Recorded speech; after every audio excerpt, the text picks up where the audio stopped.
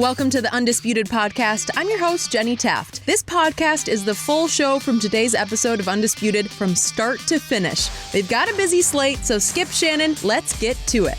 Welcome to Undisputed. We are live from LA. I'm Jenny Taft here with Skip Bayless, Shannon, Sharpe. Good morning. Stop banging on the desk. He's already at it. Hi, Jenny. How are you? You proud of yourself? Good. You let the cat out the bag last night, didn't you? That changed everything, Skip Bayless. How about Kyrie last night? Did you believe in him? That's what you're watching? How about, did you see James Harden? How about those Suns? No. And how about them Dallas Cowboys? Did you see that? Nope. Whoa. Who in first place in the West? Huh. Who in first place in the West, Skip? In the West? Yeah, you know. Who cares about the West? You don't care about the West? Oh, you don't care about the West now. I don't know what we're talking about. I thought it was all about the NFC East. Don't mess with My the West. team is 5-3. Hold on. 1 year ago today, they were 3-5. Hold on. And they still managed to win the division in a playoff game. I don't know And how. you're still not going to win the division. We'll talk about that a little later. Really? Huh? Who's in first place at the halfway pole? Temporary. Huh? Temporary? Temporary's in first place. Is it warm for Temporary, now? yeah. Okay, You gotta we cross have the a lot finish line to in get first. to today, guys, as Aaron Rodgers making excuses for their loss in LA, and how concerned should the Patriots be following their first loss of the season. But we are going to start with Skip's Cowboys. After throwing an interception on his first pass of the game, Dak Prescott was able to turn things around and lead the Cowboys to a 37-18 win over the Giants. Dallas took a 1-point lead into halftime thanks to one of 3 Daniel Jones turnovers that gave the Cowboys a field goal to end the half. The second half would be owned by the Cowboys, who outscored New York 24-6. Ezekiel Elliott had 139 yards on the ground, averaging 6 yards a carry, and Dak ended the game with 3 TDs and just over 250 yards. So, Shannon, how impressed were you with the Cowboys win? I wasn't impressed. They let a bad team hang around a lot longer than what they should have. The Giants are a bad team. They won 2 games. They beat Washington and they've beaten Tampa. And the 2 teams that they've beaten have won a combined total of 3 games. So this is a bad football team, and the Cowboys let them hang around a lot longer than they should have. Daniel Jones, Skip, is turning into a turnover machine right before our eyes. In 2 fewer starts than Jameis Winston. He's tied Jameis for the league lead in turnovers. And everybody knows what a turnover machine Jameis Winston is. Daniel Jones leads the league in fumbles lost with 16 total turnovers. My thing, what I don't get, okay, you got a rookie quarterback. Okay, Dallas has just scored a touchdown, and it's 10-12. Okay, as bad as Dallas has played, you got an opportunity to go into the half with a lead. Feel good about, we played pretty good. We got the lead at the half. It was hurting you, wasn't it, last night? But can I finish my thought? Yep. I can see the pain in your face. And you let a rookie that is turnover prone throw 3 straight times, and the last one it gets picked off, and they end up kicking a field goal late in the half, and they go in 13-12. Why would you do that? I can see you run the ball with Saquon, he maybe cracks one, or you throw a screen. Okay, we get some momentum.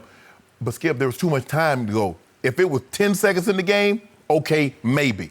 But with that amount of time and you get the return that he got, to kick a field goal, and now you go in as well as you played and as poorly as Dallas played, you go in down 13-12. That's unacceptable. This is a bad football team, and you wanted to, look at my big, bad Cowboys. What did he beat? No. What did he beat? I mean, and I told you how it was going to happen. I say Zeke's going to have a monster. 18 of Zeke's 23 carries went for at least 4 yards. 16 of his 23 went for at least 5 yards. Wow. So every time he touched the ball, it was like the Red Sea was party. Yep. And you want me to get all excited. Dak, I thought after the first, horrible. I mean, how you throw an interception and hit the man in the breadbasket? I'm trying to figure out, I've never seen a quarterback at the line, a guy intercept the ball, they caught it in his breadbasket. That's how low he threw the ball. I mean, must be thought Mini-Me was out there running out there running routes. Yep. Look, after the Cowboys got their act together, they steamrolled this team like they should have in the very beginning. And this is what concerns me about the Cowboys, is that really good teams, when you play a team you should thump, you don't let them hang around. You don't wait 2.5, 3 quarters to finally say, you know what, okay, we're done playing. You do that from the jump. And therein lies the problem that you guys are going to have and why I'm standing by. And as a matter of fact, I'm doubling down. I want 2 more cases. Really? Y'all not winning the division. Well, how many do we have? We got 5 cases. Y'all don't win the division. 7, I want another I'll 2. take 7. I want another Shannon? 2. Okay, thank you. You didn't say division. You said make the playoffs. Well, that was your bet. I got division and I got playoffs. Well, which is it? Separate? Because they are not. Both. Yeah. BOAF. Both. Okay. Seriously? All right. Yeah. So the only one I care about is not make the playoffs. Oh, you don't that was your off-season bet. So you don't want the division, huh? So I care about the division, Okay, then. but the first bet you made was they will not make the stand playoffs by that. because obviously you can make it. There's this thing called the wild card, so it came to that. The wild card ain't coming out the East. Okay. Because the West is too strong. Okay. So that's not happening. Well, we'll see. But anyway, long way to go. It ain't a long way to go. Halfway a It is a season short to go. time to get there. Y'all got trouble on your hands. Yeah. Minnesota, Detroit, New England. I can see over. Minnesota coming Over? out. Old cold cousins. I'll tell you what. I'll take 2 more cases on Ofer right now. No. How about it? Nope. 2 on Ofer. Let the week progress, and we'll see what happens. Okay. So, I will admit to you that watching that game last night wore my butt out. I was wiped out when it was over because you were right. They let that team hang around way too long for my liking. And yet, after I slept on it briefly, when I woke up this morning, I began to think about all the good things that happened last night, and there were definitely more good things than bad things that happened to my Dallas Cowboys. But I will give you this. Last night, my explosive offense, and you saw flashes of explosion last night, as you always do, but my explosive offense looked like it had been off for 2 months instead of 2 weeks. And it opened horrendously with the first 4 possessions, as you said, mind-boggling interception, field goal, missed field goal, Randall Cobb fumble after he caught a pass on 3rd and long for a first down. So that's not the way to start a football game, and I'm back to my head coach. I've seen my team start fast only 1 time in 8 games this year, and it just happened to be on the week when Philadelphia was visiting, and Philadelphia's coach guaranteed a victory at Jerry World on a fateful Sunday night. He walked it back, so it didn't count. Well, but my team took it to heart, and my team took it right to Philadelphia, right out of the blocks. And that was a tour de force of everything my team can be on the positive side, because that's about as well as you can play a football game. And last night, they started the opposite. They started so slowly because you cannot trust Coach Clapp, as in Jason Garrett, to get a team ready for a dangerous road game against a division rival in a stadium in which they had all-time stunk it up back on October 13th against the New York Jets. Remember that? Yes. That's as an embarrassing a loss as any team has suffered this whole football season. most. Right? It was the most. And they were in danger of doing that last night. And again, I will give you this. I'm going to get to it in just a moment. But it started off as wrong as you can start. On the very first play of the game, my quarterback threw a mind-boggling interception that knocked me out of my chair on the floor. Like, what are you doing? Antoine Bethea looked like he was going to blitz. And again, he's 35 years of age. He's been around a long time. Yeah. He's got some savvy and some sneaky to Yeah, him. he looked like he'd been around a long time on that long touchdown run by Barwin. Okay. Jarwin, excuse me. Yep, I got it. You mean Shannon Jarwin? Whatever. Shannon Jarwin. He always does great things up in that stadium. He right? does. 3 Remember that touchdowns one? last Ooh, year. Well, was it? But again, my quarterback thought on the opening play that Antoine Bethea was going to blitz, I guess, because he stepped up to, and almost into the line of scrimmage. And at the last second, he jumped back right into the throwing lane, and the rest was almost history because my team looked like it was in trouble. And my team really looked like it was in trouble, down 9-3. And here comes the Giants driving, and Daniel Jones had just hit a 15-yard pass to set up shop in the red zone. And what happens? The black cat happened. Oh. Here came, as you said, the cat was out of the bag. But usually that means that in that stadium that my team is doomed, because it looked like New York was on its way to leading 16-3 at that point, because it looked like they were going in for a touchdown. Well, no. You or Jerry or Stephen Jones had something to do with that. I had kind of like the nothing to do with Chicago goat. Right. So now the Giants got the black cat. Well, now, how about the Cubs had the black cat in 1969? Yeah. Remember that? Yes. September 9th, Yes. 1969? Look at this. That's the one last night. But Have we seen anything like this? I'm trying to figure out how cats get to the stadium. Oh, there's the one in Yeah. 69, Yes. and that doomed the Cubs, who were leading the National League at that point, and it made way for the amazing Mets of Tom Seaver to win the World Series. Nolan Ryan was also on that squad. What was he? And I thought this was going to happen to my team. I thought that was the end of my team, because that cat last night, it was a mean-looking alley cat of a black cat, wasn't it? Like, Nobody wanted to mess with that cat. I've covered games here before, though, guys. There are cats. You know what? Every inside the old stadium has all kinds of keep animals. away. Huh? No, I've seen stadium. cats there Well, it's before. fairly new. Yeah. But the old ones have them everywhere, Right. like Fenway and all of they that. keep away all No, the I got it. rodents. But again, All the free food around. nobody wanted to mess with that, and I thought I didn't want to mess with it. But the irony was, my team actually rose above that, because from that point on, my team won that game 34-9. Yes. Now to the biggest positive takeaway last night that you did not mention. My defense rose up last night. Wait a minute. It's my turn. My defense rose up and showed you just how far it could carry this team deep into the playoffs, because I saw a hellacious pass rush last night led by D-Law laying down the law. Did he not? Oh, so now you back on D-Law, huh? Oh, am I? Oh, he's D-Law. Well, did he not He's show DeMarcus. up? He's DeMarcus now. D-Monster. Oh, okay. He's DeMonster Okay. Lawrence, Okay. right? Okay. DeMonster, was he not just tearing people up, especially in the first quarter of that game? And how about the newcomer, Michael Bennett? Did And he not Harvey have... Martin's old number. Who's that? Harvey Martin's Oh, I old know, number. 79. Ooh, wow. Did he not have immediate did. impact? 4 hits, a sack. He was just wreaking havoc.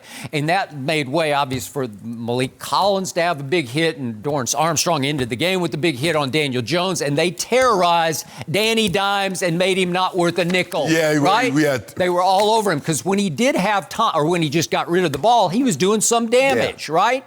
So my defense, I saw Sean Lee have the best game he played in maybe the last 3 years. Did you check him out? Oh, he was unbelievable everywhere. Didn't it look like the old vintage, healthy Sean Lee? But it's amazing, Skip, because what has happened is that the Wolf Hunter has slid into his spot. He's not having to play. He's fresher. Yep. And he looked at... And you also Wolf have... Hunter's got a concussion issue ongoing, and I don't know if he's going to be able to be ready. And you also saw a sighting of Jalen Smith. Hey. He was flying. I thought that was a Pro Bowl performance by Jalen Smith. Yeah, he was flying, and all of a sudden, my defense rose up and saved my offense from a second humiliating defeat in that stadium. Hold on. How could you save an offense that have the quarterback that's I'll second? get to that. I'll get to that in just a second. Okay. So here's what happened last night. The Giants had the ball in the red zone at the Cowboy. They had 1st and goal at the Cowboy 8 off the opening interception. Correct. They had 1st and 10 at the Cowboy 12. They had 1st and 10 at the Cowboy 13. They had 1st and 10 at the Cowboy 11. Think about that. Yeah. And guess what happened all 4 times? Field goals happened all 4 times.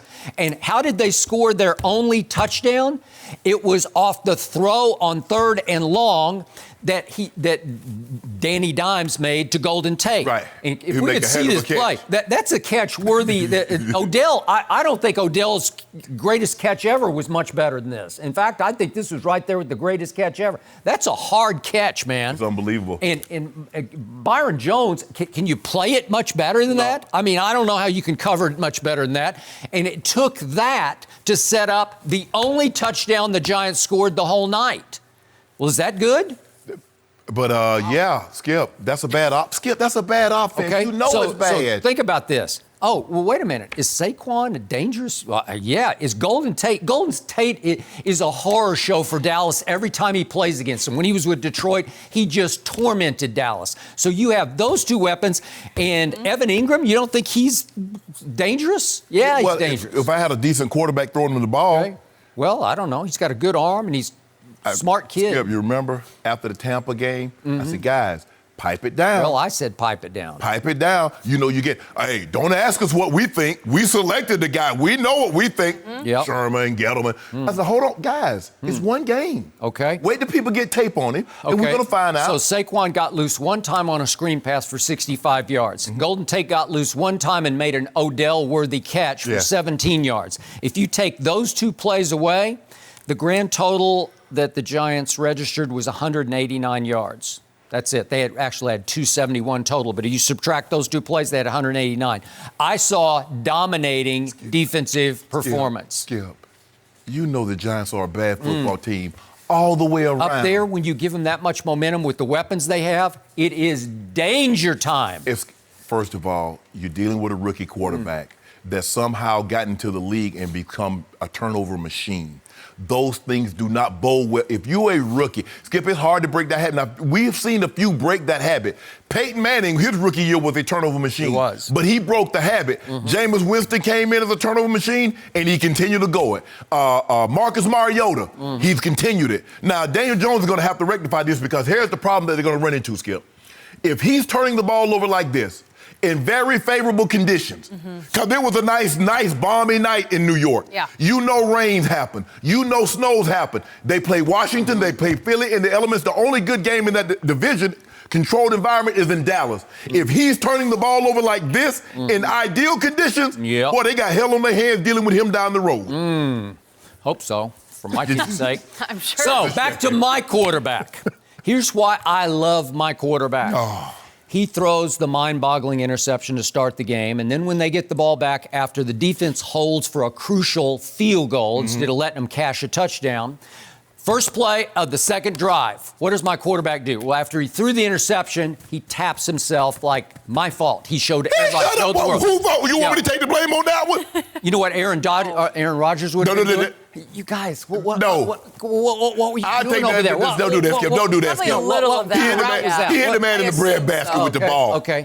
So my guy taps himself and he shows everybody. And then before the next snap of the game, first play of the next drive, he goes all the way around the circle in the huddle and he fist bumps all 10 teammates. And I'm pretty sure he was saying, that will not happen again. That one's on me, but I got you. Here we go. And what did he do on that first play? He audibles to the same route that he threw the pick on because he wanted to say, I'm going to show you, I'm going to get right back on that horse and I'm going to ride it for 18 yards to Michael Gallup. He checks off I don't know what the other play was, probably a running play, and he throws it to Michael Gallup, the same slant that he'd thrown the pick on, and he hits him for 18 yards just to show the huddle and the world, I still got this. And from that point on, I got to tell you, my quarterback played pretty well from that point on. Skip, I know it's been a while since you've been fishing, but normally when you go fishing, since I was like 10. Okay, but I've been more recently than that.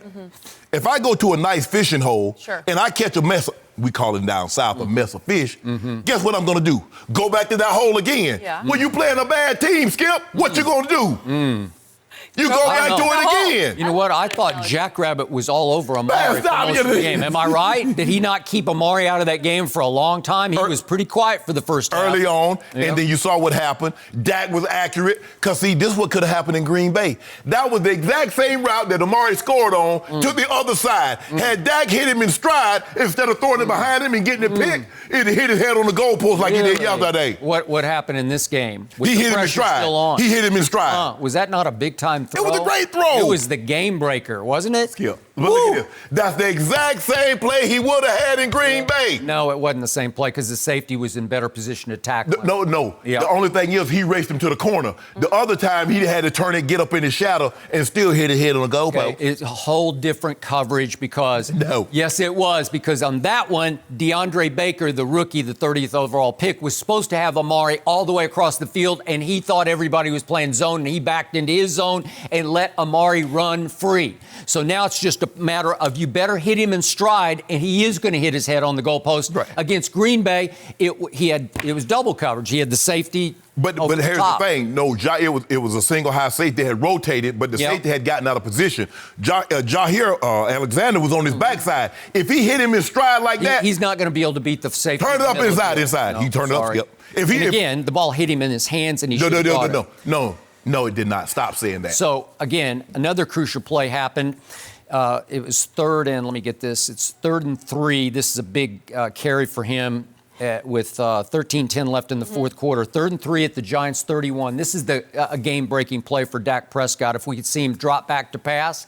And this is what my quarterback can do that people don't give him enough credit for. He breaks it left, out of the pocket, and he runs. This is a crucial first down that sets up the touchdown pass to Michael Gallup. And I guess you got some issue with that throw, but I don't have any issue with the throw. No, it was a blitz. Yeah. Gallup got wide, hugged the sideline. He got into him. He made a great run. Thank you. So here we go. So after that, we've got the pass interference to DeAndre Baker, and this was a crucial point in the game because it's still a one-score game. It's 3rd and 6 from the 15 with 10:36 left. And here we go. And the Giants did not like this, but I thought DeAndre Baker was all over him. I thought the one that they came and got on Evan Ingram, I thought that was pass interference. No, he just went right over the back of him. He didn't go through him. He just went right over the back and got the football. Did he touch the man before the ball got there? I don't think he did. I think he touched him. I don't think he had anything to do with. I don't think that rule will be in place next year. Yeah. What do you think about that? Which rule? The pass interference, rule? That you can challenge. Well, but they did that to placate the Saints. Yeah, it's been 2 for like 35. No, it's like 5 out of 53. That's pass interference. He's holding him all the way. He's got his hands on him. He's grabbing him. He's impeding him. That was pass interference, and that set up the throw to Amari Cooper that broke the game open. Thank you very much. All that's well and good. You make some very, very, very compelling points. But at the end of the day, I'm going to take truth over facts. The truth of the matter is, Jenny, the Giants are a bad football team. Everything you said is factually correct. Your quarterback bounced back after a bad interception. Your running back ran unbelievable. Your defense played extremely well. Everything you said is fact.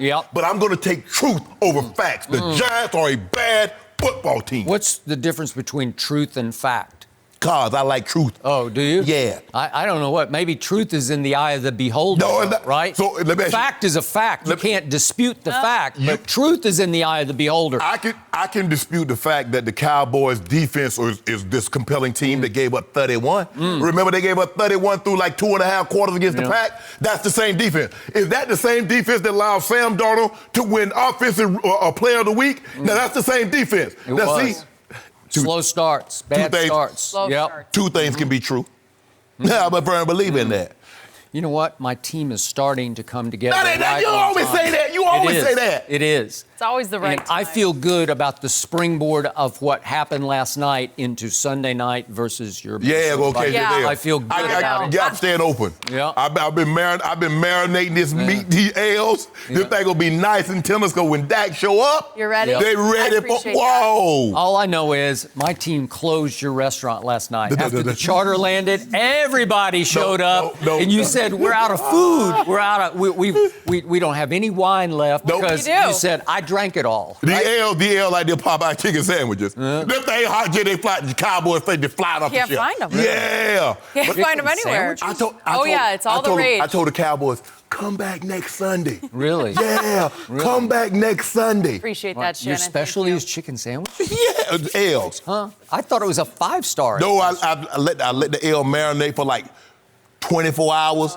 Yeah, I got special wood. Ooh. See, I use that old pecan wood. Really? I know it be popping, Jenny, but I do it outside, so I want to spark the fly. Because no pecan wood pops. I bet old Jerry stepped up to the bar last night in your restaurant and said, I want some Henny. Oh, yeah. Straight up. No mercy. Ezekiel Elliott had his 5th 100-yard rushing game of the season last night and 3rd in a row. The 24-year-old All-Pro didn't find the end zone, but he did average 6 yards a carry in the Cowboys' 37-18 win. On the flip side, 22-year-old Saquon Barkley had a tough go against the Cowboys' defense, averaging just 2 yards a carry. Saquon did pull in 6 catches for 67 yards, but also failed to find the end zone. So, Shannon, which running back would you take moving forward, Zeke or Saquon? Put him on 11-player field. I'm taking Saquon. You saw the difference. You showed the highlight. Zeke is not even getting touched till he's 13, 14 yards in the backfield.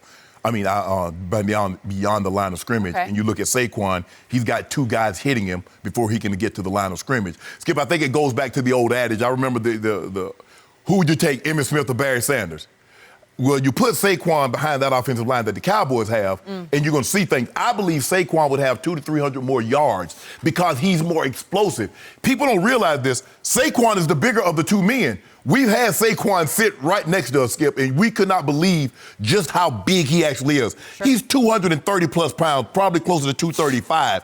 and he can accelerate. You watch him on that screen, that's what you've been wanting to see from Zeke. He put his foot in the dirt, gone. Although I was a little surprised he didn't outrun everybody. Well, usually he's just gone. Skip, had to skip. You watch this angle. He's running. Look at Sean Lee. Sean Lee said, I quit. Look at this.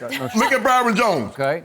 But look at Xavier Woods catches him. No, he's trying to set up a block. That's the only reason Xavier Woods. Because remember, he ran past Xavier Woods. Xavier Woods was out there to begin with. Yeah. I'm going to take Saquon because I believe he can bang like Zeke because he's a big guy, bigger guy than Zeke.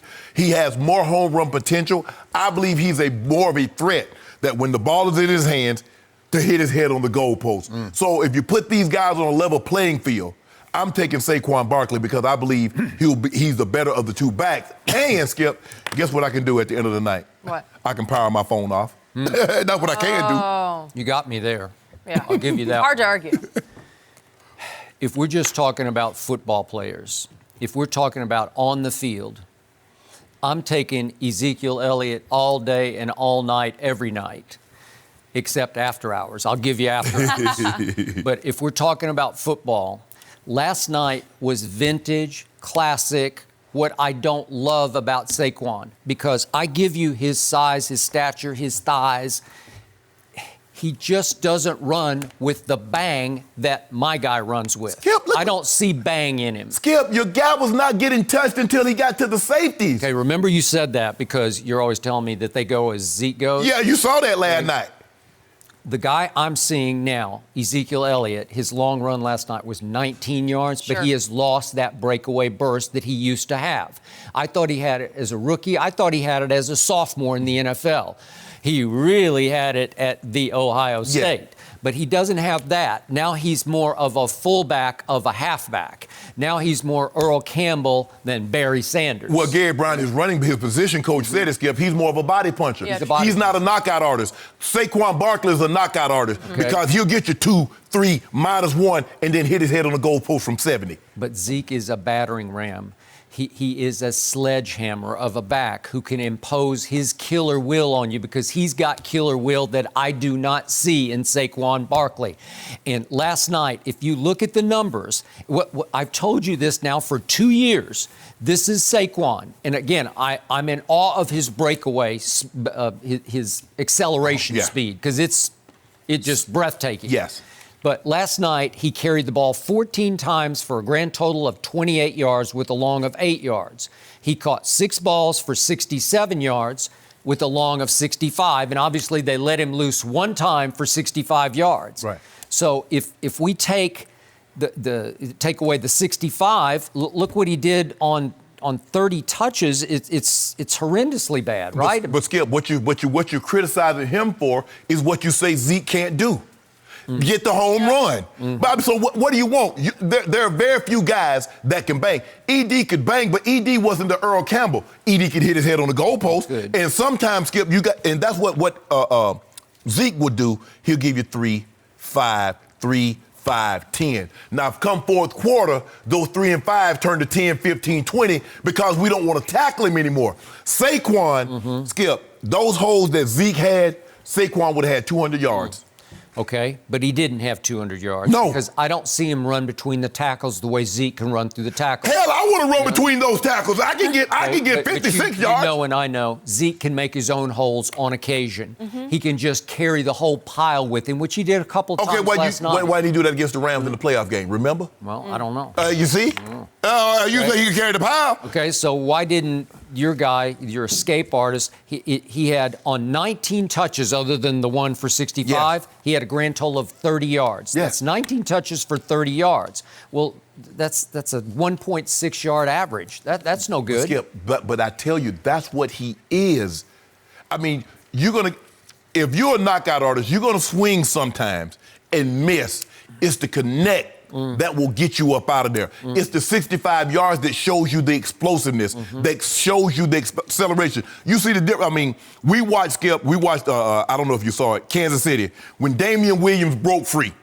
And from a dead standstill. Got run down. Tyreek, and they asked Tyreek, why did he do that? He said, because he had been bragging that he could outrun me. By the way, I looked it up, and Damian from the University of Oklahoma ran 4.4 at the combine. Wow. So we're talking about Listen, 4.4 is fast. But 4.4 is fast. But you talking about a guy running sub 4.3? Yes. 4.2-ish. Yeah. I mean, that looked like 4.2. And he said if he had 5 more yards, I'd have took the ball from him and ran it in myself. Okay. So you see, Skip, Julio ran 4.3.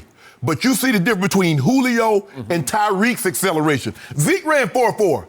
But that 4.3 that Barkley can run, you see the difference in acceleration, Skip, and that's what I would take. Okay, but Saquon, as much as I respect what he is, he's a great kid, and I give you all the intangible part of it, but he's still just the icing on your cake. He's the strawberries on your cream. Yeah, the cream on your strawberries. Yeah, but Zeke is a straw.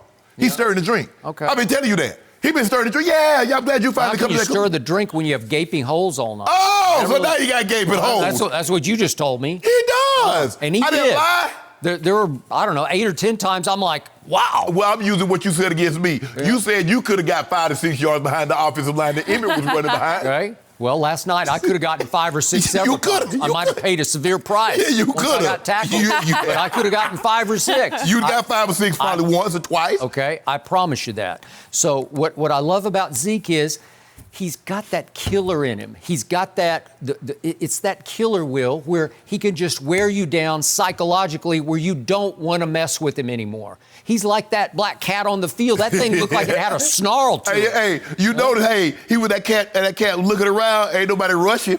He said, I wish y'all might. But he wasn't smiling. No, he was just sitting there. He's like, I wish y'all would come up here and try to get some of this fire. But he had a snarl to it. Yeah. Okay, well, that's Zeke running with the football where you're like, I don't know if I want to mess with this guy after a while. But Saquon, they messed with him all night. They're not afraid. But see, you just don't let him get out of the blocks. I hate Saquon. I hate when great backs play on bad football teams because we don't get an opportunity to really see, especially when they have marginal quarterbacks play. Yep. Because I believe that hurt ED a lot. When you play with the quarterbacks that he played with, and they know you're going to get the ball. Yep. And Skip, when you fall behind, it really takes the running back out of the game because we don't have that type of an offense. So now they're throwing, and we got to find a way. There was a situation last night, Skip, where Daniel Jones threw the ball out of the end zone, but Saquon snuck out of the backfield. If he'd have just dumped it down, he could have got a first down. I know the play you're talking about, and he probably would have. Do you like Saquon or Byron Jones? Do you believe Byron Jones is going to be able to stop Saquon from getting the first down into the end zone? That's the difference. That's what I'm talking about. I got to tell you, Byron Jones is really good. Yeah, but he's really athletic. Yeah. I would give him a chance. To get drug into the end zone? No, I don't know. But look, they're two phenomenal backs, and Zeke went to the great situation, Skip. And you remember, they built this offense especially for Zeke. They had Ty Smith. They had Zach Martin. And now they got Travis Frederick, Lyle Collins. They took Williams. I mean, really, if you look, Lyle Collins, had that, whatever happened to him, had that not been circulating, Skip, he'd have been a first-round draft pick. He was thought so highly of. Jerry gave him $1 million for an undrafted free agent, which is unheard of. That's true. Maybe 30,000, maybe even 100,000. I agree. But $1 million? Okay. But that's what he got, and they took Connor Williams in the second round. Yep. So you got the potential of 4 first-rounders. It's kind of like the Colts, what they did with their offensive line to protect Andrew Luck. They built this line to run the football and to protect Tony Romo. When Tony got hurt, sliding, running for the first down, got kneed in the back, and he really never played again. But this offense is built tailor-made for Zeke.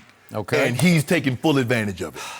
Ezekiel Elliott is the definition of establish the run. Saquon is the definition of game breaker. But again, if you can corral him, if you spy him, if you have some, like Sean Lee was just, he just was assigned to Saquon in the second half. Right. And every time they tried to screen to him, except for the 65-yarder, who was all over him before he could even get out of the blocks. And another thing, Skip, a lot has to do with the quarterback play. Sure. Is that when you got decent quarterback play, they like, Daniel Jones can't beat us. The one guy that can beat us is 26. We're going to neutralize him. If we neutralize him, we beat them. Skip, you couldn't stack the line because if you stack the line against Emmett, Troy and Michael was going to pick you apart, and then they might throw the home run over the top to Alvin Harper. How many times have you seen Zeke power it up between the tackles, like almost right over center, and get 5 yards, that you say there is no hole there. Well, there have been he times, just made his own hole. He does, okay? Skip. There are times they have him in the backfield that what should be a 1 to 2 yard loss, and he gets back to the line of scrimmage, or he gets, 2 yards when it should have been a 2 yard loss.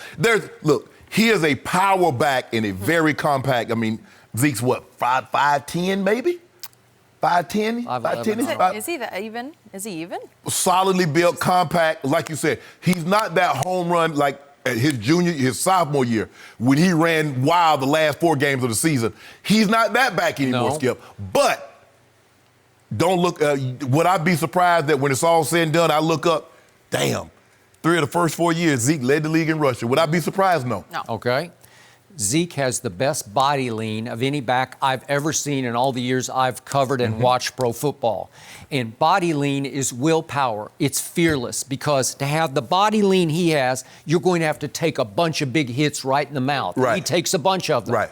I don't see the body lean from Saquon. In his mind, he's more of a breakaway back. Right. So if you ask him to establish the run between the tackles, he doesn't run as hard between the tackles as he does off the edge. Well, normally he's having to juke like 3 people to get out the backfield. Yeah. Okay. I mean, I've already let the line. I mean, Skip, the thing is, when you look at Barry did have Pro Bowl linemen, his center glove, and his left tackle, Low Brown. They were Pro Bowlers. I'd say. What guy from the Giants going to the Pro Bowl on that offensive line? They lucky to have jobs next year. What's his name? Will Hernandez. He talks a Pro Bowl game. He getting into it. He swings a Pro Bowl game. You know what, Skip? He one of those guys, you see him, I see this type that he is. He pushing and shoving on every play. He just happy to be there. He happy, I'm just go, he getting in the fight with everybody. Yep. He and Quinn getting into it, and somehow he on the side, he and Jalen Smith getting into it. Well, at one point, he started it with Xavier Woods, and Xavier got the flag. And I don't even know what it was for, but he shoved him. Yeah, and then Jalen Smith saw it. He came and shoved him, and I'm glad they didn't throw a flag. I mean, but look, these are 2 outstanding backs. But you say, okay, Shannon, you get one, and we're going to put them on equal footing. I'm taking Saquon. I'll take Zeke because I can win more games with Zeke. Yeah, and that's again, it. Where you might get me is I don't know how long Zeke's going to last. I don't know. Flip him. Okay? Put Saquon behind Dallas line, put Zeke behind the Giants. I don't know. Yeah, I know. I wouldn't love it. I would love it. Can you imagine? Yeah. Oh, that kid going for $2,000. He going for $2,000. Cause Skip, some of those runs you say, Zeke, get going. He gone. And by the way, last quick point about Barry Sanders. Remember, goal line, short yardage, they took him out of the game, just for the record. Right. And that's almost what you have to do with Saquon, because I don't see him bull for a yard on 3rd and 1. I don't see him doing that. But with Barry, all the time he done juke like 5 people in the backfield, he might have had 20,000 yards. If you add up all the yards that he lost because he had to juke like 15 people, he probably got $20,000. Good to note, though, since returning from that injury, he's failed to reach 75 yards in his last 3 games. So maybe he's still not feeling 100%, Saquon? We are that quarterback. That's possible. No mercy. No mercy. Let's break down the Cowboys QB. After throwing an interception on his first pass of the game, Dak Prescott turned things around by tossing 3 TDs and racking up over 250 yards through the air. Dak would not turn the ball over the rest of the night and led the Cowboys to the 37-18 win against the Giants. Dak finished the game with a QBR of 81. That's pretty impressive, Shannon. What letter grade would you give Dak last night? I give him a B- because I thought he played well after the interception. I'm giving him a B-, Skip. You can't get no A. That's the best grade you've ever given Dak Prescott. A B-. Is it the best? Yeah, ever. It's like by far the I was best. going to say, normally mind. You just change your mind and C. say, okay, that's where Stop it is. it. C. That's No, where You know don't what? get to change your mind. I was gonna give him a B+, but then I realized he played the Giants. Giants are a bad so it football dropped team. down to a C. Yeah. So I give him a C now, Harsh. Skip. But I will give him this. A lot of times we've seen guys, and Dak is I still look at him as a young guy. He's not an 8, 9, 10-year vet. That when you throw a horrible interception like he did or commit a horrible turnover like he did early, sometimes you can go in the tank. It lets me know he's made of the right stuff. But I'm still waiting on him to impress me against a good team. Now, this is what he's done in 2 games against the Giants. Wait, are the Eagles a good team? Hold on, time out. Let me asking. finish. I don't know. It is my turn. I'm talking. Reclaiming my time. Thank All you, right. Miss Maxine Water. I'm reclaiming my time. You got in 2 games against the Giants, Dak Prescott, 7 touchdowns, 1 interception. against everybody else. 8 touchdowns, 7 picks. And he had 6 interceptions in his last 7 games. 8 interceptions, tied for 4th most in the NFL. Can I interest you in that? Did he deserve those interceptions? Yeah, he deserved it. No. Yes. Every time I got a whipping of the young boy growing up, Jenny, I deserved everything he said. Well, I did it. not true. I did it. That is not Yeah, true. I did it. I got away with something that I should have got. Got them from my brother. Told on my brother he did it. Since he was the older, he got punished. Yep. Not good. Yep. They used to call me Tell It back in the not day. good. Tell on him. Skip, look, I give you credit. Skip, he threw the ball. I thought he made some good throws. The one on Amari, and that's the difference, Skip. That's how you get touchdown passes. He could have threw the ball a little behind him and made Amari go down and cradle the ball and catch it, but it's a big, long completion. I want that tub. Put me in a situation where I can catch and run. I want to hit my head on the goalpost. I want to get evaluated. Hey, look at, follow the lines, Skip, because I'm going to hit my head on the goalpost. That's what I'm trying to do. And I thought he threw the ball. I thought the throw to his best throw of the night, believe it or not, was the one to Gallup. The one on the sideline when they buzzed the guy to the flat, and he reached over, and it was just over his fingertip. It was. And Gallup turned and made an unbelievable. He wanted that touchdown. He's like, man, I done dropped too many in this stadium. So I'm going to give him a C. C. Down from B minus, thanks to me, right? I talked you into a C. Well, once you started talking about like he should deserve an A, I realized, like, hold on. I didn't factor in he played the Giants. Multiplications.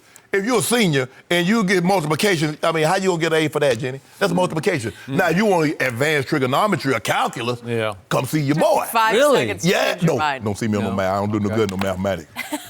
Nor do I. So, as everybody knows, I'm always a harsh grader when it comes to my quarterback. So I'm going to grade him harshly. I'm going to give him a B for last night. Okay. I respect that, Skip. That is. Thank you very much. I gave him a C. B Tough minus, start. actually. Start. I'm going to give him a B because of the mind-boggling first play interception, and also because in the second drive, it stalled because a shotgun snap hit him right in the hands, and he was looking to read on the read option, read the defensive end, and he muffed the snap. And it cost them a touchdown there, which turned into a field goal, where they could have gone ahead 7-3 and sort of reestablished control of the game. And instead, it felt like it was spiraling out of control the wrong direction because of those 2 blunders by him. But to your point, we then saw his football backbone on display. Absolutely. We saw his leadership power on display because he said, that's enough of that. Here I go. And once again, they were plagued by drops last night because Pollard dropped an early one. You know that Tony Pollard. Looked like the game was a little too big for him on Monday Night Football. And then Jason Witten, he hit him right in the hands, and he dropped one. And then this is a play I got to show because Randall Cobb, what's the name, Booger McFarland on ESPN said that Dak would like to have this throw back, and I don't see this throw back. That's a drop. He hits Randall Cobb right in the hands. I don't know. It's like, I don't know, you want to keep it down away from the DB, and he just hits him in the hands. You got to catch that. You ain't got to throw it down his foot, Skip. You got to lead him out of. You can lead him to the sideline. Can you not catch that ball if you're a Pro Bowl quality receiver? Yeah, right? but Skip, that's a hard catch because as you're going down. And I've made catches like that, obviously, but I've punched a lot of them out because I'm going down and I punch it out with my knee. Well, did he punch it out with his knee? I don't see a knee punch. No, but I'm just saying because the ankle. You almost got to stop, Skip. Okay, my point is they wound up with a field goal here. That's going to be a touch. If he makes that catch, you're going to score almost certainly there. And it's still a tight ball game at this point. So I'm going to throw that in as a third drop. And then if we could show one last play, on their final possession, they tried to kill the clock on 3rd and 11. He tried a deep throw to Amari. And you're a Hall of Fame receiver. Oh, yeah. This is a drop. Okay, this hits him. You got to catch that. Like, come on, if you get 2 hands up, the ball's right up, and I don't know where else you could throw it. That's a drop. To keep it away from the DB. No, that's perfect. Okay, then thank you. So that's 4 drops. I didn't count it to start with, but I'm going to count that as a 4th drop. Yeah, that's a drop. This team has led the league all year in drop passes, and I'm going to say you dropped 4 more. That did cost my guy some yardage. He could have had a 300-yard game if you make all 4 of those catches. Against the Giants, really? But the point is, as Jenny pointed out, his QBR was still 81. Yeah. And that adds in the opening blunder and the snap blunder, but it also adds in all the plays that you make with your legs, and it makes all the third down throws. But see, an interception that's thrown in the first quarter doesn't have the same weight. I think that one had weight. No. Trust me, that dragged it down. But let me ask you a question. If the game is tied and he makes that interception, throws that interception late in the game, this going to weigh more heavily. Okay, but an opening play interception, trust me, that dragged that QBR from the 90s down to 81. What would it, Skip? I guarantee you, if he throws that interception in the fourth quarter of a tie ball game, it's going to be under 80. Well, maybe, but you have to tell me, did he throw the first one or not? If it's the only interception? I'm just saying, no, that's the only interception. But instead of throwing it the opening drive, he throws it the last drive, and then because you got to wait. They say you got to wait it. Yeah. When he throws it, where he throws it at. So you got to think about it. On the 8-yard line, they got the ball at the 8-yard line in the interception and a tie ball game late in the ball game. But give him credit, Skip. I thought he threw the ball well. The Gallup was the best. Amari, that's an easy throw. But to throw the Gallup. Not an easy throw, but he made it. He stepped into it, and he made it. I mean, he got a hedge around him. Remember, I told you he need that hedge. He need that protection. So 81 makes my guy's QBR for the year 81.1. I know is he in first? Yes Russell or no? Wilson is 81.3. So my guy is now 0.2 of a point below Russell Wilson. 83.3 to 81. I'm sorry, 81.3 to 81.1. So he's 0.3 behind him. I'd say he's hanging right in there with the MVP, the runaway MVP. I mean, one guy has 22 touchdowns and 1 interception, and the other guy is 15 and 7. I mean, 15 and 8. Now, which one would you rather be? If one guy is 6 and 2, the other guy is 5 and 3. What happened the last time they met head to head in a high stakes game? Who won that? Aaron Rodgers won. High stakes. Hello, Skip. Playoff game. Russell Wilson. No. Dak Prescott. Skip. Who outplayed whom? We talking about right now. We talking about right now. Well, I'm just saying the last time they met, it wasn't that long ago. It's less than a year ago. They met in a playoff game, and my guy outplayed Russell Wilson. No, your guy won. I don't think he outplayed him. He won, but that's okay. He definitely outplayed. But my guy had a better QBR. It was 74-70 that day. But right now, Russell Wilson is outplaying your guy. Russell Wilson is really outplaying every quarterback, and it's close. We're going to talk about this a little later. But, Skip, I'm trying to give you guy credit. I didn't flunk him. He passed my class. I don't grade on the curve. Yeah.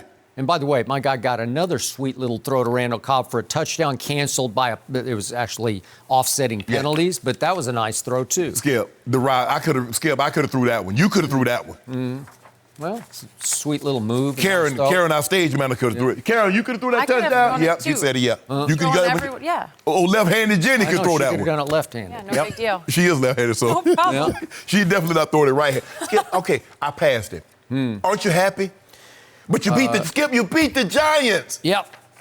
And again, I love the guy coming back from the opening pick. That's all I need to know. And you seconded that motion. Yes. It's gone one of two ways, and it went the right direction. Against the Giants, I mean, if it go any other way against the Giants, really? How many more games do you think the Giants going to win, Skip? We got them twice. The Eagles got them twice. Yep. So that's 2 victories I'm already counting. Yeah, we got Miami. That could be it. And we got Miami. Hey, Daniel Jones can heat up on you. Guess what, Skip? I hope. We got Miami. Eagles we got 2 games against the Giants. We got Miami, and we got Washington still on our schedule. Who's next up for the Eagles? Help me out. Next up at home? Don't matter. Tom Brady. Not worried about Here we it? go. Oh, we got this one, too. Oh, you got that one? Oh, so you're going to give the Patriots a second straight loss. Really? Oh. I've been told you they was. I said it's more likely when we had the discussion about them going 16-0. I said it's more likely 14-2. Okay. And I told you where they're going to get them L's. Did But he said I did a good job. He said I did a good job with that Oscar-style L. So he'll be back for that Dungeness crab meat on top of that L. hard. So my guy Dak Prescott was 4-0 against Kirk Cousins when he was a Redskin. But now he's a Viking. Here we go. Yeah, but They're going to want to now respond. He's got a real live defense behind him, and he's got 2 of the best receivers. I don't know if Adam Thielen's going to be able to go. I don't think he's gonna be able to pulled go. his hamstring. That's not good. That's the thing with them hamstrings, happy about Skip. that. I don't know if we can talk this whole week. This is a big one, Skip. This could ruin things for us. Yeah, Sunday night, Jerry World. I'll be watching. No mercy. Aaron Aaron Rodgers said the Packers got some humble pie after their 26-11 loss to the Chargers in a game where Rodgers was held scoreless in the first half and failed to reach 200 passing yards in the game. The QB thinks it was the days leading up to the game that did Green Bay in. Take a listen. We got to be, honest with our, our routine and decisions we made the last 48 hours and make sure that our head's in the right place the next time we come on a big road trip. I don't think it was complacency at all. I just think that, whether it's the trip, not everybody taking care of themselves the right way over the 2 days, or we're just tired, or the differences in temperature. But those are just excuses. And the facts are that we weren't locked in from the start, and that's a little disappointing. Okay, Shannon, what do you make of Rodgers' comments? I don't like it. Skip, there have been times, having played 14 years in the NFL, there is times we've lost games. And I know for certainty we were better than the team that we lost to. But I didn't make excuses. It wasn't about the travel. It wasn't about this or that. They played better than we did today, and they won the ball game. Aaron, just give them credit. I'm a firm believer. If you can say something like what he said, because he's talking about his team. He's talking about the guys that got there on Friday. So Friday, you're close to L.A., so what? Guys probably went out Friday night, probably did something Saturday, yada, yada, yada. Yep. You can't address that behind closed doors? It's like, well, I know it sounds like you're making excuses. Yeah, you damn right it does, because that's what you're doing. You could have said, look, guys, as a leader, anytime we go just a business trip. We here for work. We ain't there to see friends. Hey, I get all that. You might have family, but we're here to work. We didn't come to go shopping. We didn't come to go buy your wife or your girlfriend a purse or a new pair of shoes and go see and go to dinner and all that. That's not what we came here for. We came to play and to win a game. But what Aaron said publicly, he could have said privately. This is the problem that I have with him. Stop doing this. Thank you. Address your team privately. You're the leader. You're the de facto leader. Call him and say, look, guys, the way we handled this role situation is unacceptable. You should have probably told him that beforehand. Look, guys, we're going to L.A., we're going to win a game. We're not there to go shopping. We're not going to go to the beach or go sit on somebody's patio and sightsee. We're going to play football. We're football players, and that's what we're going to do. Now, if you want to go back to L.A. in the offseason, have at it. But during the season, we go on road trips, we go to play and win ball games. This is what bothers me about him. Because I'm a firm believer, Skip, if you say something publicly that could have been addressed privately, do it that way. Because guys are like, okay, I know. Come on, Aaron, you're better than this. Don't make excuses. That's still, because, so what? You think everybody, when you was on this winning streak, you think everybody was at home at 10 o'clock at night? You think everybody was where they're supposed to be, doing what they're supposed to do? Don't make excuses when you lose, just like you don't make excuses when you win. You talk about you played well and all that. You didn't play well enough to win, and you're trying to reach and grasp for reasons why you lost. Give the other team credit, say we'll play better, there are things that we can correct, and move on. Man, you're being shockingly objective today. I'm always objective. Are you? That's what I do. Not happy with him. The less sleep, the more objective you get, right? Like that. You got to sleep less. Honesty. I can't sleep any less than the 4.5 hours I get a night. There is nowhere else to go. For me, this was classic, vintage Aaron Rodgers. This is who he's always been and who he will always be. As I always tell you, he leads the league year after year in blame deflecting and finger pointing. And he is the LeBron of the National Football League in that he will never take any blame. It's always got to be their fault. And his QBR on Sunday was 14. Right. It was the 2 points higher than the jersey number. Yeah. Well, there you go.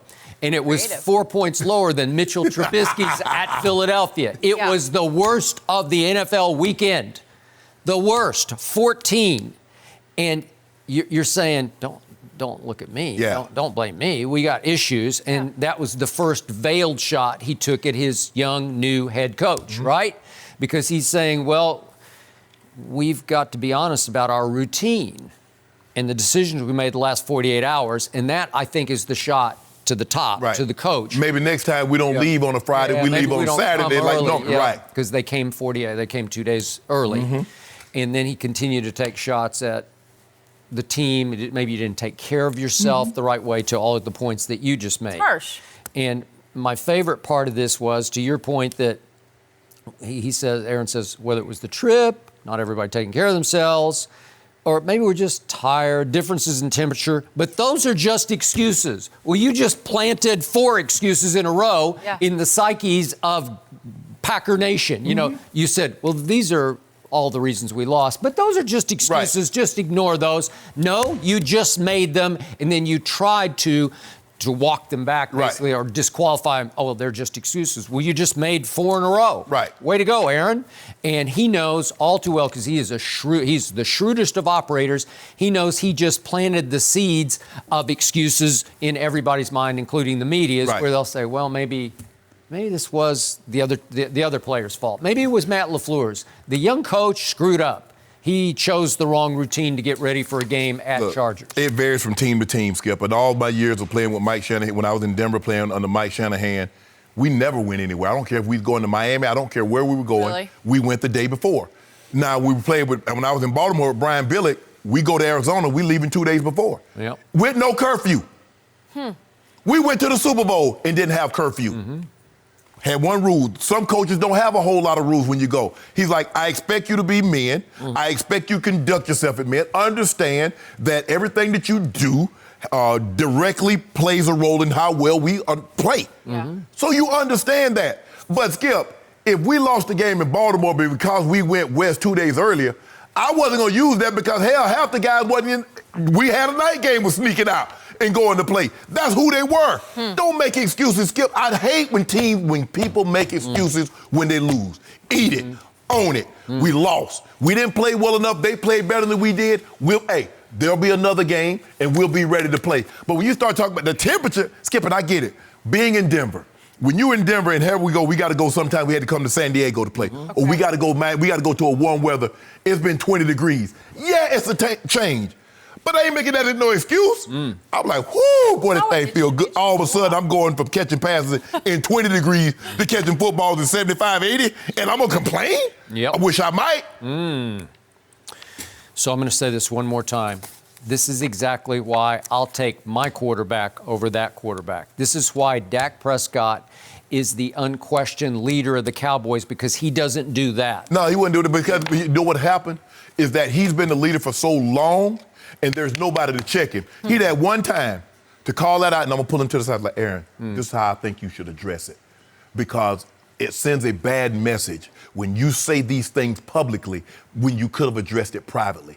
That's the look. I've only been around one great, all-time great quarterback, and that's John. And that's the way, John Elway. Drop a pass, miss a block, whatever the case may be. He pull you to the side, he'll address us as a group.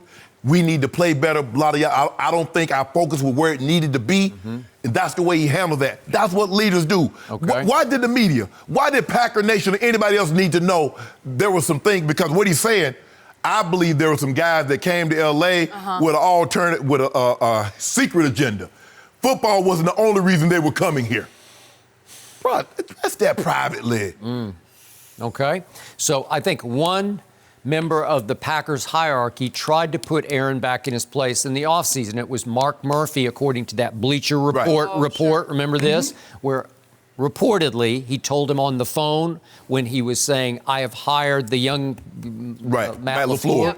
And he said, this was the quote, don't you be the problem. Repeated it twice, according to the report. Aaron has denied that. Others have denied whatever. But that was the only time anybody, to me, tried to check him the way you're talking about checking him. So now he's being the problem. And I'm going to say this again about the way his season has gone. He has relied heavily on Aaron Jones. And I told you, to me, Aaron Jones has been the MVP of the Packers to date. Did you see what happened to Aaron Jones against the Chargers?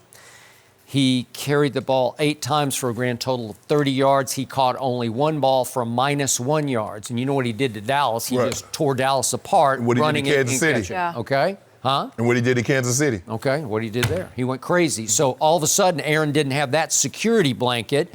So that would be more of a valid excuse. Well, I fought guys like Greg Jennings and Donald Driver because the first time he started doing like this here and shrugging his hands.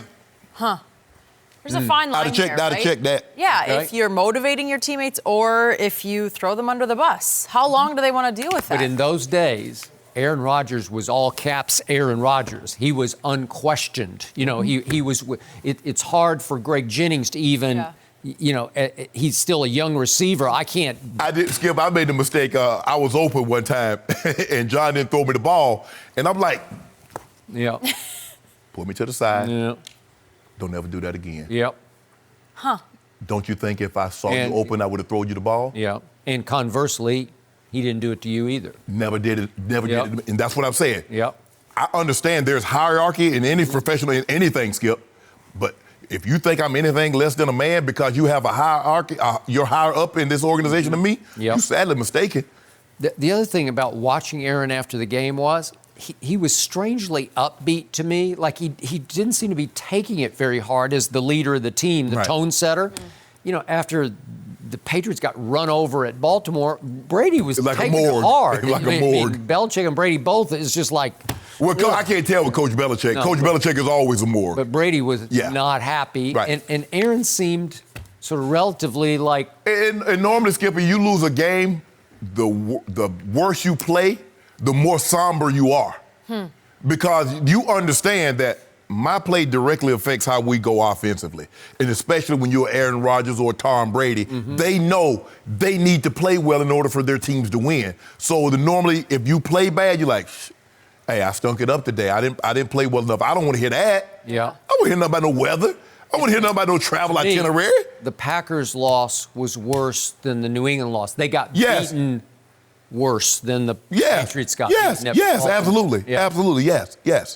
It reminded me of a college game. Like, just not being up for it. You never know what's going to happen. Had he just said, I got outplayed, we wouldn't be talking about it the same way. We just got outplayed. Leave it at that. We're going to have to see how they respond. No mercy.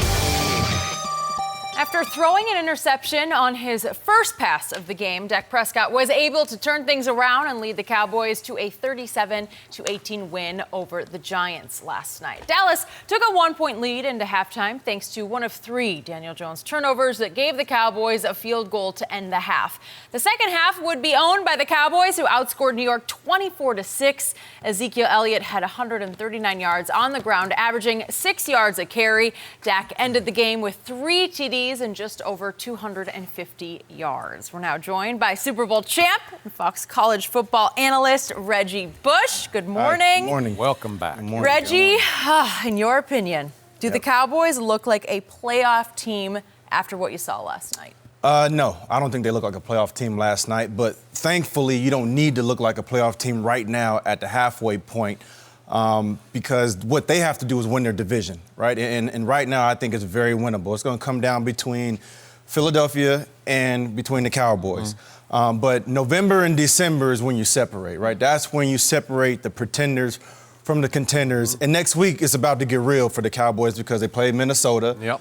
And then can you go on the road and beat New England? Can you go on the road and beat Detroit, Chicago, and then towards the end of the season, can you go on the road? You got all losses there? I got two ants in there. I got 2 ants. Nope. And then lastly, you already beat Philadelphia pretty good, right? Pretty good. Can you go on the road in December and beat Philly? Because that's really what it's going to come down to, because between Philly and Cowboys, that's where I see this division title going to between those teams. So I thought Dak looked like Dak last night. He made a mistake early in the football game, but he kind of battled back. The defense played well, and Zeke was Zeke. And so this team is built to be able to run the football through Zeke. The offense flows through Zeke. And I think if they continue with that narrative, they'll have a better chance. But a lot of times I think people are kind of waiting for Dak to have this, 4 or 5 touchdown game, week in and week out. That's not who he is. That's not what he does. And that's not a shot at Dak, but that just means that they have a formula to win football games. And the offense has to flow through Zeke, and then the play action and everything else plays off of that. Man, you're doing so well until you got to that. Now you told the truth. Now you telling the truth. Now you upset. You got a problem with a man telling the truth. I don't have a problem with that. I deal with facts. No. Only. No, they did not. Who can't look like a playoff team against the Giants? Right. That's the Giants, Skip Bayless. Look, we've seen the Cowboys already beat bad teams. We've seen it. They beat Miami. They beat Washington. They beat the Giants again. Bad team. How'd they do against New Orleans, Skip? 12-10. Whoa, come on. How did they do? Who had the 12? That's what I'm asking. Yeah. How did they do against Green Bay? How did they do against Philadelphia? Help me out, because that's all that matters. That was a division game. It's my time. I'm talking about. Who is 4-0 in the NFC East right now? I think Dallas is. I don't know. Now. Hold on, You were interrupting Reggie the whole time, but okay. Because I was just having to give Reggie some pointers about who they're not going to beat on this road trip. Skip, we've seen them beat bad teams. We have yet to see them play. One good game, they played against a good team, that was Philly. We also saw them against the Jets. How they look? Did they look? I just want to know. Did it look like a playoff team against the Jets? No. Oh, what? Funny how we changed things. Did it look like a playoff team against the Saints or Green Bay when you fall behind? Saints, yes. No, they didn't. Definitely. Skip, you know what? And I went back and looked it up. In the last 20 years, there have been 2 times a team has scored 10 points and won a playoff game. Seattle did it against Minnesota when Blair Walsh missed that 27-yard field goal, and he was never the same, and the Jags beat the Bills. That was the last decade, in the last 2 decades. So scoring 10 points, that's what they did against a good team. On the road, against a good team. Now, see, I'm trying to think, what's the chances of Washington, the Giants, Miami making the playoff? If you combine their records together, they're still not getting in. What are the chances of the Eagles making the Oh, what was they? Maybe not very good. Oh, what about the Jets? I saw Dallas dominate Philadelphia. You think the Jets? How they do against the Jets? They dominate the Jets? No, I told you it was the most embarrassing loss, the biggest upset of the whole NFL year was that game. I've been impressed once with the Cowboys this year, and I'm standing by it. Really? Do you guys remember your playing days, what would happen within your division when you played an arch rival on the road? Do you know how dangerous those games always were? Do you know what happened in your AFC West when you go on the road and play? Maybe Kansas City was a little down. Maybe the Chargers were a little down. Maybe somebody was a little down and you didn't get up for it, right? Yeah. My team was not ready to play that football game last night and got in trouble early. Why was that? Because my coach, Coach Clapp, Jason Garrett, he just can't motivate a football team. He's fine with the X's and O's and all the schedule during the week. He can coach all the functional ways, but when it's time to get a team ready, coming off a 2-week layoff that felt like 2 months for the offense just wasn't ready to play. Fortunately, the defense got itself ready to play last night, and the defense saved them. And before I get to the defense, I got to deal with your point. I still say this offense flows through the quarterback. The running back has lost his Reggie Bush. He had some Reggie Bush in him at Ohio State, and he had some his first year and a little bit his second year. But I don't know why. I don't know if it's the pounding. I don't know if he's gained a little. Maybe he's going like 235 now. What was your biggest playing weight? 205 or 208? 208. Yeah. Okay. So again, he's looking as much fullback as halfback to me. Where his long run last night was what? 19. Yeah. But again. That was a gaping hole where he ran 19 untouched. But usually he's running 4 and 5 yards and he's just banging and he's just wearing them out with his killer will because his body lean is just spectacular. And he runs to contact. He enjoys the contact and he carries the contact for another 3 yards half the time. Yeah, but Skip, we've only seen really one back that have breakaway speed that ran the contact, and that was AP. But he's a different, unique animal. I think Eric Dickerson did too. But he didn't run the contact. I mean, not like this. I mean, Zeke is headhunting. Zeke is looking. He seeks out contact. Adrian Peterson was looking like Earl Campbell. They were looking to. If ED could run around you, ED's like, okay, I'll run around you. Zeke is looking to run into people. Okay, but who made all the splash plays last night? The quarterback did. And I know he started off, it's just mind-boggling how bad the first pick was. Because you put your defense in such a hole, and they dug you out of the hole. They bailed him out. They bailed him out. You give up only 3 points in that situation. And listen, my defense looked like a deep run playoff defense against the guy that leads the league in turnovers. Think about this. Do they not have Golden Tate? Do they not have the running back you would take long-term over Zeke? Do they not have Saquon? Do they not have Evan Ingram? They got weapons on offense. But you need somebody to block and throw him the ball. Okay, but that kid has had some games where he gets hot, and if he gets rid of the ball on time instead of holding it, waiting, and when he held the ball last night, he got in big trouble. Because my pass rush was bringing thunder last night. They were. Whew. Against that offensive line, I could have got a pressure. At least 2 pressures against that offensive line. We've added this guy named Michael Bennett. He's a difference maker to me. You got to sack him 4 hits. He wears those tiny little kicker pads. It just comes after you, man. World's smallest shoulder pad. It is. He doesn't seem to care. But, boy, he was hitting with those little shoulder pads. He was hitting the quarterback.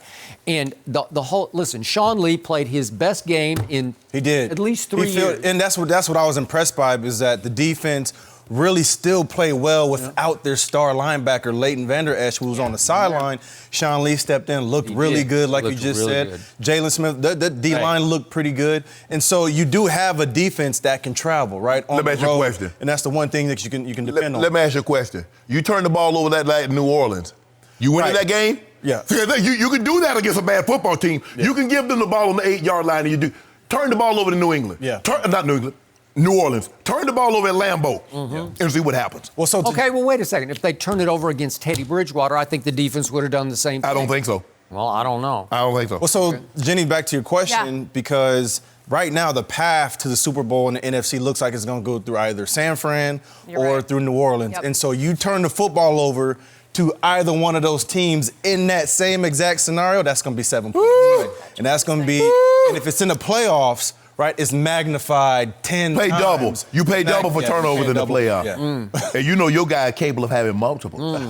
What happened late last year when New Orleans visited Dallas? Do you remember that game? But it won't happen again because they don't have to come back. Drew Brees threw for 127 yards in that game because my defense on occasion can rise up and shut you down. Yeah. And think about what they did last night to save this offense. So Dak throws the early pick. They get it. Obviously, the home team gets it 1st and goal at the 8. Field goal. Then New York has it 1st and 10 at the Dallas 12, next drive, field goal. 1st and 10 at the 13, field goal. 1st and 10 at the 11, field goal. That's extraordinary. Yeah, that's Daniel Jones. That ain't Aaron Rodgers. That's not Drew Brees. That's what you're going to see in the playoffs. Well, that's Saquon. That's Jimmy G. Saquon. Skip, that offense really start. Well, start. If he's that guy, he can cash one of those. Well, you know who you're going to see in the playoffs? You'll probably see Tevin Coleman or Breda. Okay. You're going to see Murray. You're going to see one of those guys. Okay. You want to see that in the play? That's what you're going to see. You're going to see Alvin Kamara. Alvin! Yeah. Remember what happened? You went down to New Orleans? That's what you're going to go back to. Do you remember what happened when Kamara played at Jerry World last year on a Thursday night? They went nowhere. They won't have to play there. Because they're going to have the better record. You guys are not catching them. It's over. Teddy Bridgewater and Drew Brees is back. He came back first game and threw 5 tubs. Really?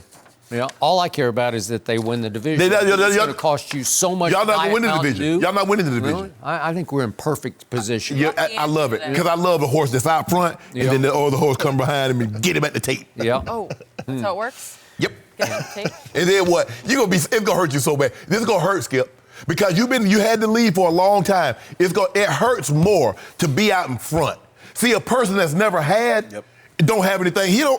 Okay, they cut my lights off. I don't care. But imagine you being in the penthouse and they throw your butt out. Really? Woo, it hurt. You been in the penthouse. I'm gonna kick you right on that eagle. Get out. You need to respond to that one at all, Skip? Yeah.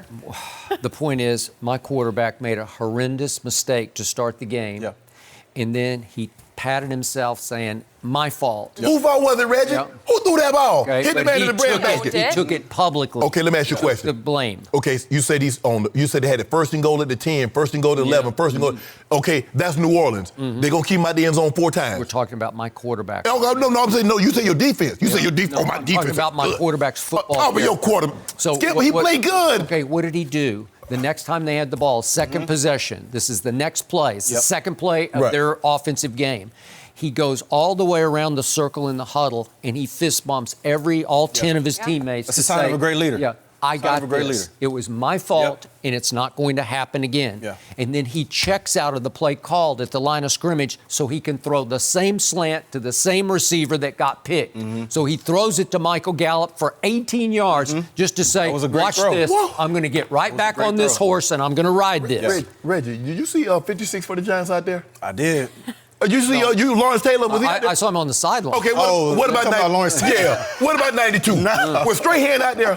What about Tuck? What about Ossie? What did I hear from you all last year? Jackrabbit, he puts his cuffs on it, I right? thought you were talking about the guy who almost picked it, he barely threw the football over. That's what that was 55. You talking like the Giants got LT and Strahan and Tuck and Ossie out there. They don't. Been a little bit. It's division rivalry, and you gave them all the momentum early early on. But Skip, Gave it you had to dig out of a deep hole. even division rivalry, when you can bring in a rookie quarterback to get the brakes beat off him. Because that's what happened when they brought to San Diego when they had Ryan Leaf. Okay, what had happened on October 13th in that very same stadium? They went in there, the Dallas Cowboys, and just stunk it up. It was the worst, the most embarrassing loss, the biggest upset of the whole year, this year. Yeah. And then what happens? New York is up 9-3 last night, driving, and he had just completed a 15-yard pass to give them the ball at the 20-yard line. I'll tell you what happened. The black cat happened. It ran out on the field. Something. And all of a sudden, you don't think a lot of the Cowboys are thinking, wait a second, this is our house of horrors. The dude scrambling gets the first down, bloop, fumble the ball. Throw an interception before the half. That's not what happened then. They're on the way to leading 16-3. If they get up 16-3, I'm not sure we can win that game because that stadium's going to go berserk, and it's going to be the black cat's doing, their advantage. The black cat was the undoing. Well, it was the undoing because from the black cat on, my team won 34-9. So maybe the black cat was after the Giants. So we're going to learn a lot this next game then against the Minnesota Vikings because Minnesota's a good team. They're at home, which they should win this football game at home. Yeah. Who's the quarterback of the Vikings? Help me out. That doesn't matter right now, Skip. Doesn't matter. Dalvin His name is Kirk Cousins, and They're for gonna run years down. he was a Washington Redskin. And the arch rivals of the Cowboys are the Redskins. And he went 0-4 against Dak Prescott. It's a different team, 0-4, okay? They got a defense. They got Dalvin. They got two good receivers, though one of them might not be able to play. But they still have a good tight end, and we'll see if Kirk Cousins is still that guy or they not. should win this game. He's got a lot of time to make up for it. I'm saying Dallas should win this game because Kirk Cousins is still Kirk Cousins. Yes, absolutely. No. All right. But we're going to move on because I've heard enough of that one for now. No mercy. Alabama might see the return of Tua Tagovailoa on Saturday as the number 2 Tide face off against number 1 LSU. Tua underwent surgery after suffering a high ankle injury on October 20th. He participated in passing drills in practice yesterday, and according to Nick Saban, is a game-time decision against the Tigers. So, Reggie, what is your early feeling on this matchup? Huge matchup this weekend. It all depends on Tua. Yeah. If Tua plays, they got a really good shot. Obviously, the game's in Alabama. But, I mean, Joe Burrow is playing lights out. He's a Heisman front runner right now. They got the number 1 offense in college football right now. And the one thing that worries me is you're trying Tua out this week, right? Like, you don't already have a good idea if he's going to play or if he's not going to play. And I don't know if this is the game. Is this the defense that you want to bring him back on when you're not 100% sure if he's 100%, right? He just had surgery 2 weeks ago.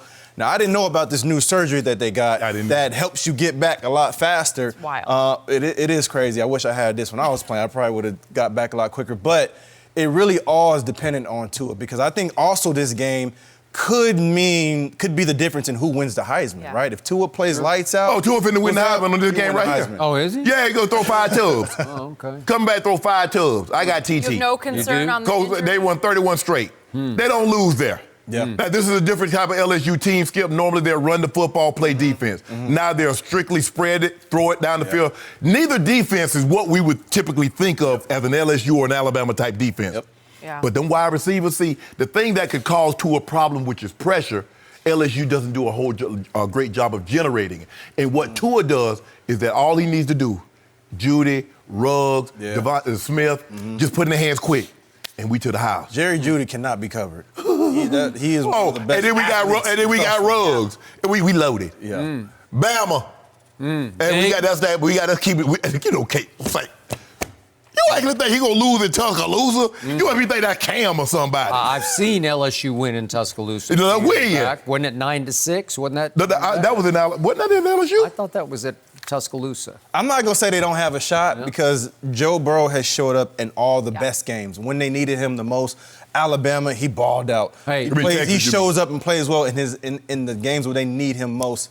So, again, it's going to come down to if Tua can play or not. If he doesn't play, I think LSU has a really good shot. Joe Burrow, I love because he does compete. He competes hard. Absolutely. He is not afraid of anybody. Not at all. But I got to tell you, that LSU, I watched LSU at Texas, Yeah. and Texas scored 38 on LSU, and Texas is not that good. No. They've fallen to 5-3 now. Yeah. So 38 on that defense, even though there's Grant Delpit and the Stingley kid who look like they're studs. They look but like they're really good. I don't know. I just think. Stingley ain't going to be able to cover Jerry Jeudy. No, he's not.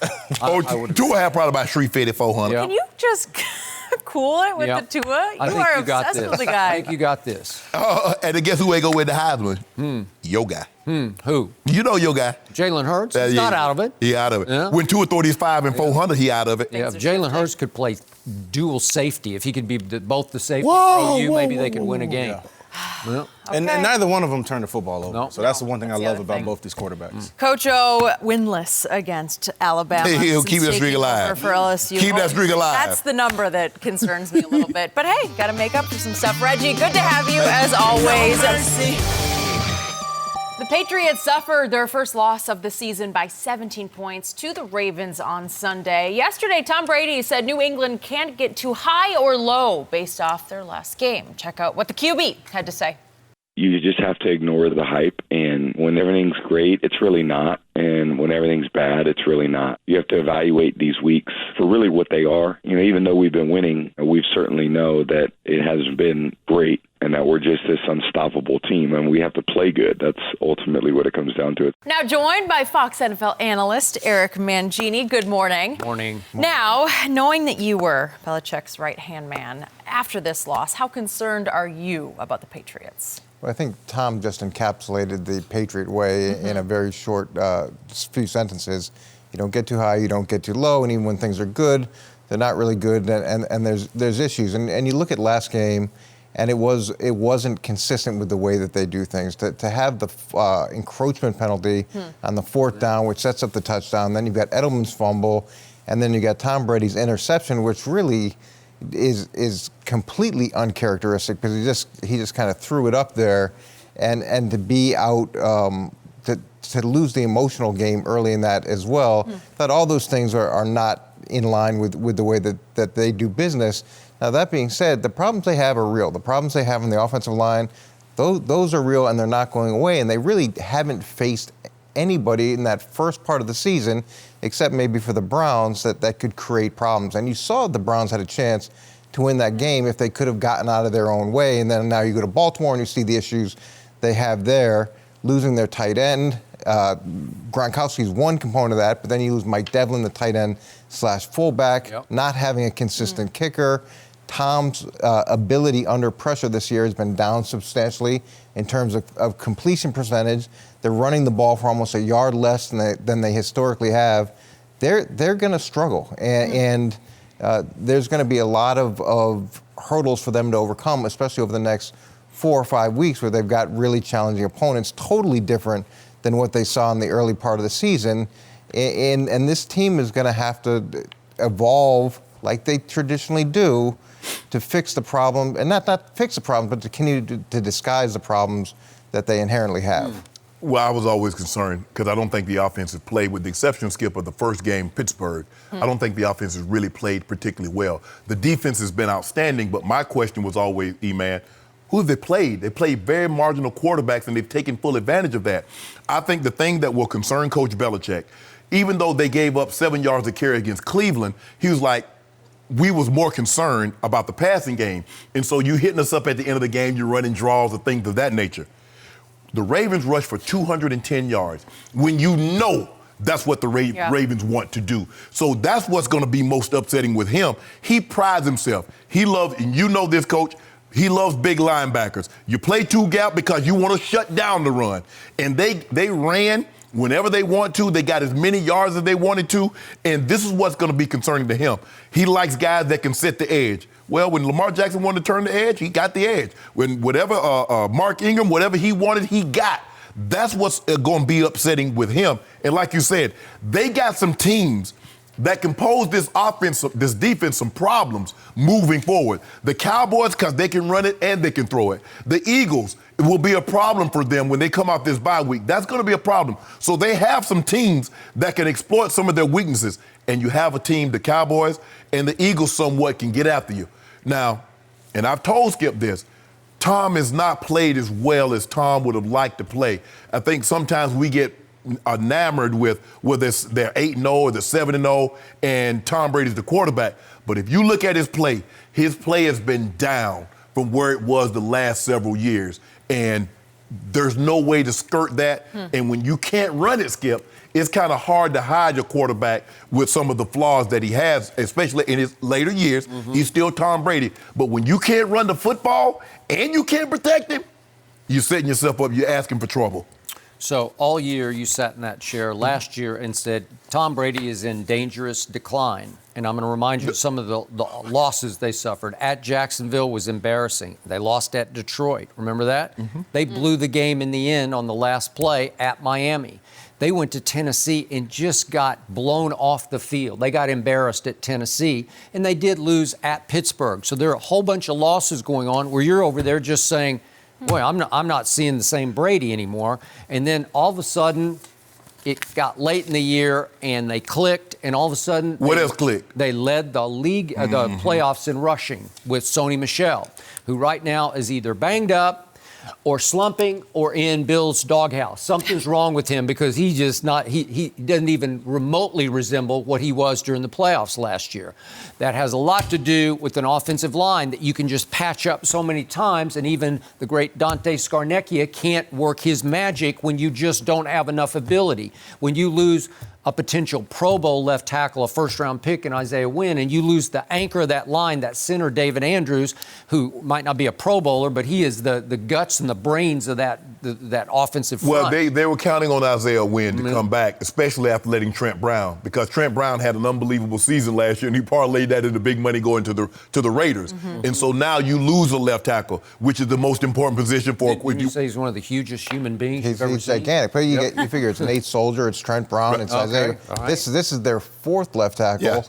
And then the center, losing him was huge. And then when you talk about Mike Devlin did a lot of different things. Did a lot of damage. But the kicker, yeah, I know. The kicker Kicker's is a big issue. You got 2 decades of great kicking with Bill Terry and Gostkowski, and now you've had 2 in the last 2 weeks. And those Super Bowls that we won were all defined by tremendous kicks. And now you're in a situation where you don't know whether it's going to go in or not, and you've got to make different decisions. Yes. But Tom's completion percentage under pressure is 33%, where over the last 3 years it was about 49%. So that's been dramatically different too. But he's been under pressure more than ever. He has been under pressure more than ever, and that's an issue.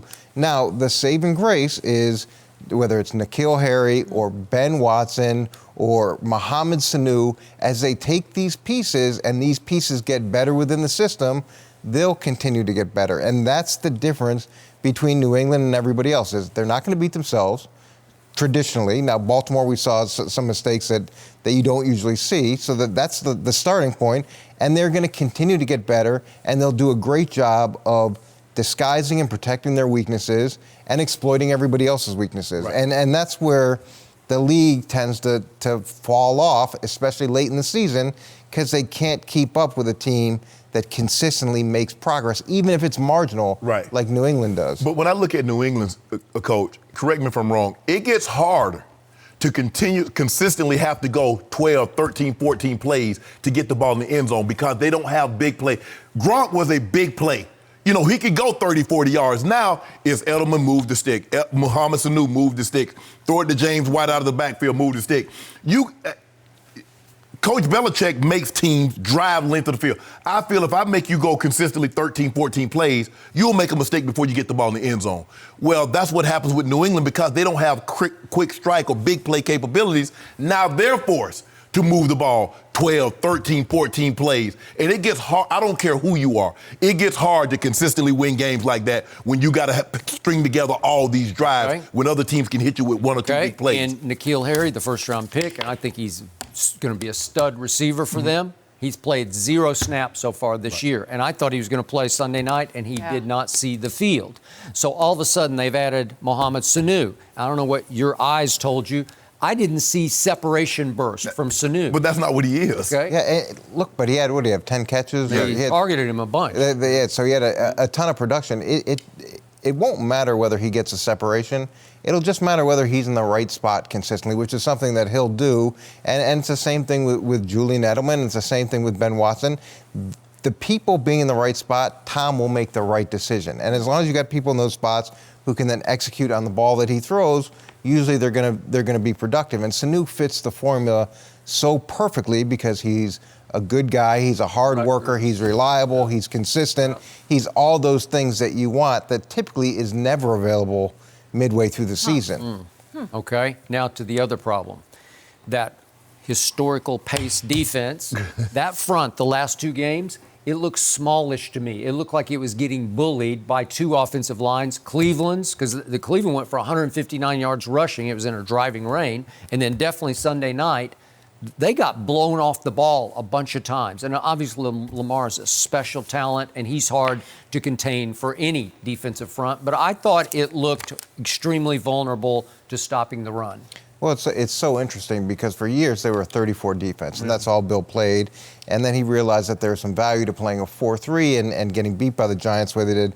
So they transitioned, which to me is the greatest example of being egoless, where you can change something that you've done for 25 or 30 years because you think something else is better. Right. Now that he's calling the defense, there's a lot more 34 showing up, and that's going to take some time to get consistently good at because they had transitioned out of it. So you're seeing more of what Bill has historically done as opposed to what they've done over the last few years. There's going to be some growing pains involved that. The other thing is there's a lot of man-to-man defense, and when you're in man-to-man defense, you don't get the run support from the outside players. So I imagine they'll start incorporating some more zone to offset that. They've had a decent amount of pressure. The main thing is there'll be a problem, and they'll address the problem, and they'll keep addressing the problem, and they'll keep addressing the problem to where being in those rooms, you're going to get it fixed because you're so tired of hearing about needing to get it fixed. Or you get up out of there. Yeah. Yeah, you'll fix it, or they'll get someone that will fix it, and everybody has that realization. By the way, by all accounts, 32-year-old Steve Belichick has been calling the defense at least the last couple of games, calling the signals. Yeah, I don't know who's calling it or how they're game planning or what that. Well, it sure looks like you can just see his lips move anyway. Yeah, he has the play card. Yeah. I mean, could you just call it a game plan with no play card just off the top of your head? If you're Bill, probably. You probably. But I don't see him talking, so he must be really good. And a lot of times with the game plan too, if you go through the course of the week and you set it in place and you discuss it, and you have an idea of this is what we want to achieve in these different areas. And look, I imagine Steve is doing a great job, and he's obviously got the pedigree, and now he's getting the experience, and you've got Gerard Mayo, he's helping as well. Sure. How it's all coming together at the end, I think has evolved over the course of the season. Over these 2 weeks, Bill might say that Dad's got to take the wheel back from Son. Well, I don't know if it's one of those cars that has the dual steering wheels. Where, two people can drive. Yeah. Driver's ed. Kind of like driver's ed. Well, you didn't have 2 steering wheels, but you had 2 brakes and a gas pedal. Yeah, if you got to put your foot on the brake, you put your foot on the brake. And I can see that. He seems like that kind of guy. Yeah, my son's learning how to drive. I need one of those.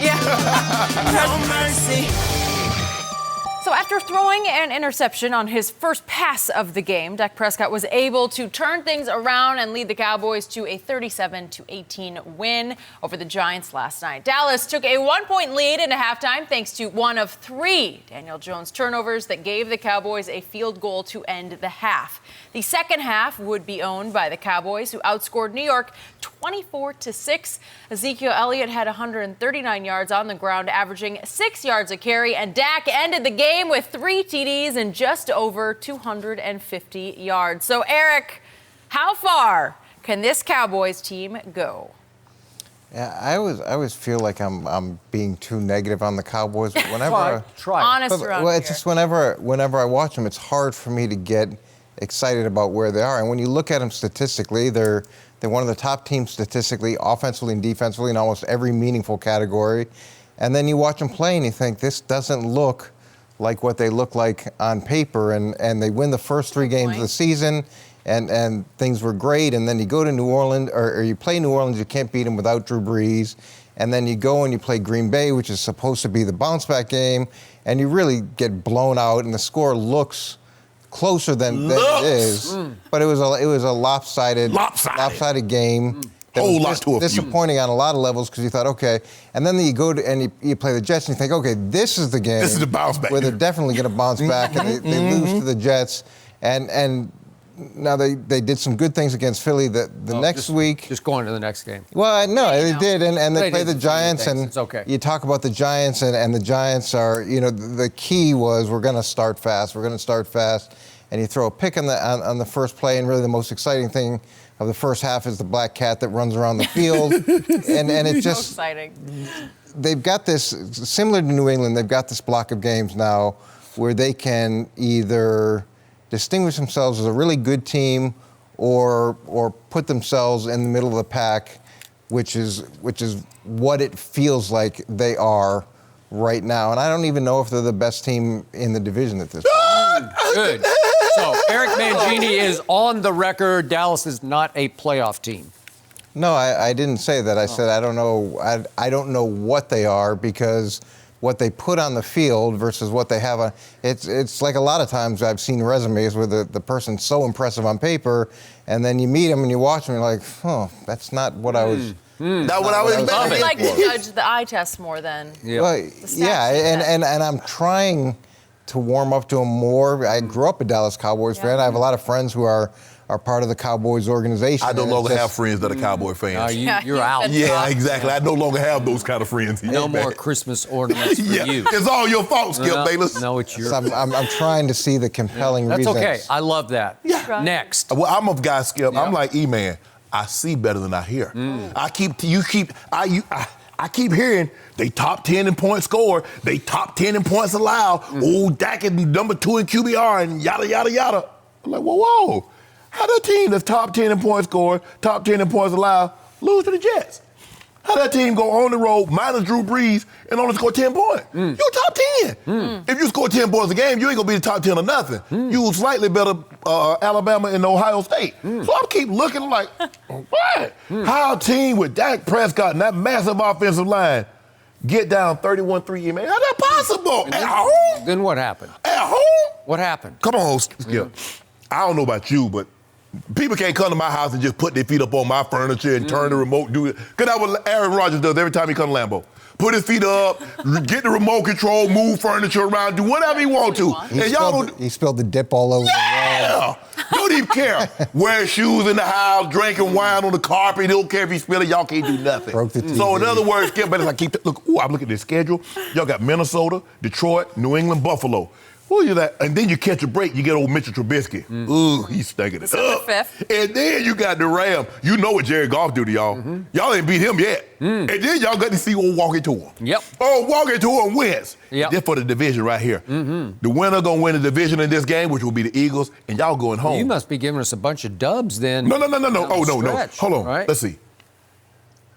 Minnesota, I'm going to talk to you about later in the week. Yeah, that's a dub. You just admitted it. You acknowledge. The next 3 weeks, the best you can hope for is 1 and 2. Really? The best, the absolute best. Well, it keeps going after that. But that's all I need. That's all I need. That's all you need? That's all I need. The Eagles just need to see that little break in the action. Remember, the Eagles have to face the guys we just talked about coming off a bye. They come to us. They come to us. Oh, so you like your I love it. Oh, walking to them. Been waiting for this. Would you like to bet at least one case on that right now? I'll take New England. I'll take New England. You worry about the Patriots. No. Because as Coach just said, you get sick and tired of let's fix this and let's fix this until you finally just say, it's fixed. We're going to show you it's fixed. That's what Dougie P. been saying. Right? No, really? Yeah, you've been talking about walking. He's Belichick. He did beat him. I don't know how. That's a little different package. A big different package. I love my team, and I loved a lot of what I saw last night because I saw my team get off to yet another disastrously slow start because I do not love my head coach. And I know you know him, and I know him personally, and he's a really good guy, and he's fun to be around, but he's not the kind of guy who can light a fire underneath a football team on a consistent basis. My team is rarely ready to play, except when the rival coach, Doug Peterson, or as I called him that week, Dougie Prediction, until he guarantees a victory at Jerry World. That will light a fire under my team. So it took the rival coach to do what my coach cannot do. And my coach did not have my team ready to play last night because obviously it was my quarterback's fault. A mind-boggling first play interception. And yet, I saw my defense dig in against an arch rival on the road on Monday night and dig in again and dig in and again and save them from a second humiliating, embarrassing defeat, because the one to the Jets is simply the worst defeat of the year in all the league. Nobody has had a worse defeat than Dallas at New York Jets. Nobody has suffered one any worse than that. And last night would have been the second worst, if not for my defense, because consistently New York had the ball in scoring zone, red zone, 4 times deep in the red zone. First and goal at the 8, first and 10 at the 12, first and 10 at the 13, first and 10 at the 11, and they came away with 4 field goals. And they have weapons. They got the best running back in football, says the Hall of Famer. They've got Golden Tate, who has terrorized Dallas for his whole career, especially when he was with Detroit.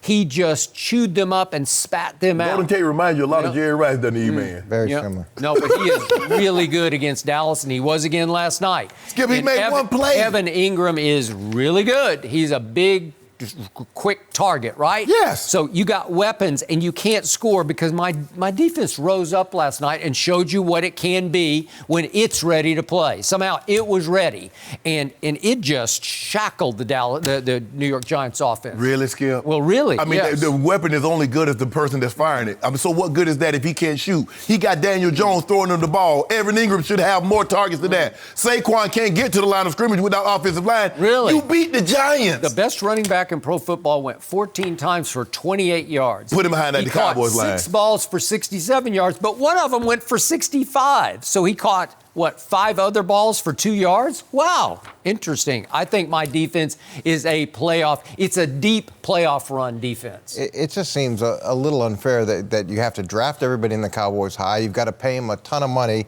and then you've got to be a motivational speaker to get them to play. Like, shouldn't these guys at some point want to play because they want to play? You're America's team. Because they're intrinsically motivated, because that they have an opportunity to do something special. And I get that we want to put all the blame on the head coach, but at some point there's accountability individually for you to be up for important games. And if every time they play an important opponent, they need some sort of extra special motivational speech, I think that's inherently a problem. Maybe they're tired of hearing that monotone voice. Sometimes it happens. But are they tired of winning? Well, they win a lot. Wait Wait a second. My quarterback in his 3+ years has won the second most games in the league to Tom Brady. But what did Tom Brady got to show for those 3 years? Yeah. He got jewelry. Well, I got a playoff win last year. Oh, really, Skip? Yeah, well, that was the two. A-Man said the 2 most important abilities is availability and accountability, and that needs to come from with you. But hold on, I'm trying to look at the and team. It sounds like they need excitability too. Oh, really? Oh, Skip. So y'all want some? So you wanted to have the circus come to town? You want to have a magician come in there and get you guys excited to play football? Well, Seattle, Minnesota, Green Bay, New Orleans, San Francisco, and possibly the Rams. There will be no Giants in the playoffs. There will be no Washington. There will be no. My team is capable of beating all those teams. And your team is capable of catching the L. There's not one team on that list where I'm afraid of that team. Okay, what team on this list is afraid of the Cowboys? I don't know. I don't really care. That's another good they point. should Are be. they You know what? I think they are. I think Stop it. everybody, even coach, looks at this team and says, God, I see a lot of stuff going on. Yeah, a lot of firepower. stuff. That's going to end up you disappointed again. Yeah. And You're going to be the crying goodness on my is- shoulder again. I mean, they are less disappointing than they were at this time last year. I'd So say they that's were 3-5 progress. last year, and now they're 5-3, and they're 4-0 in the division, and they're leading the division, and you're in big trouble. I'm not.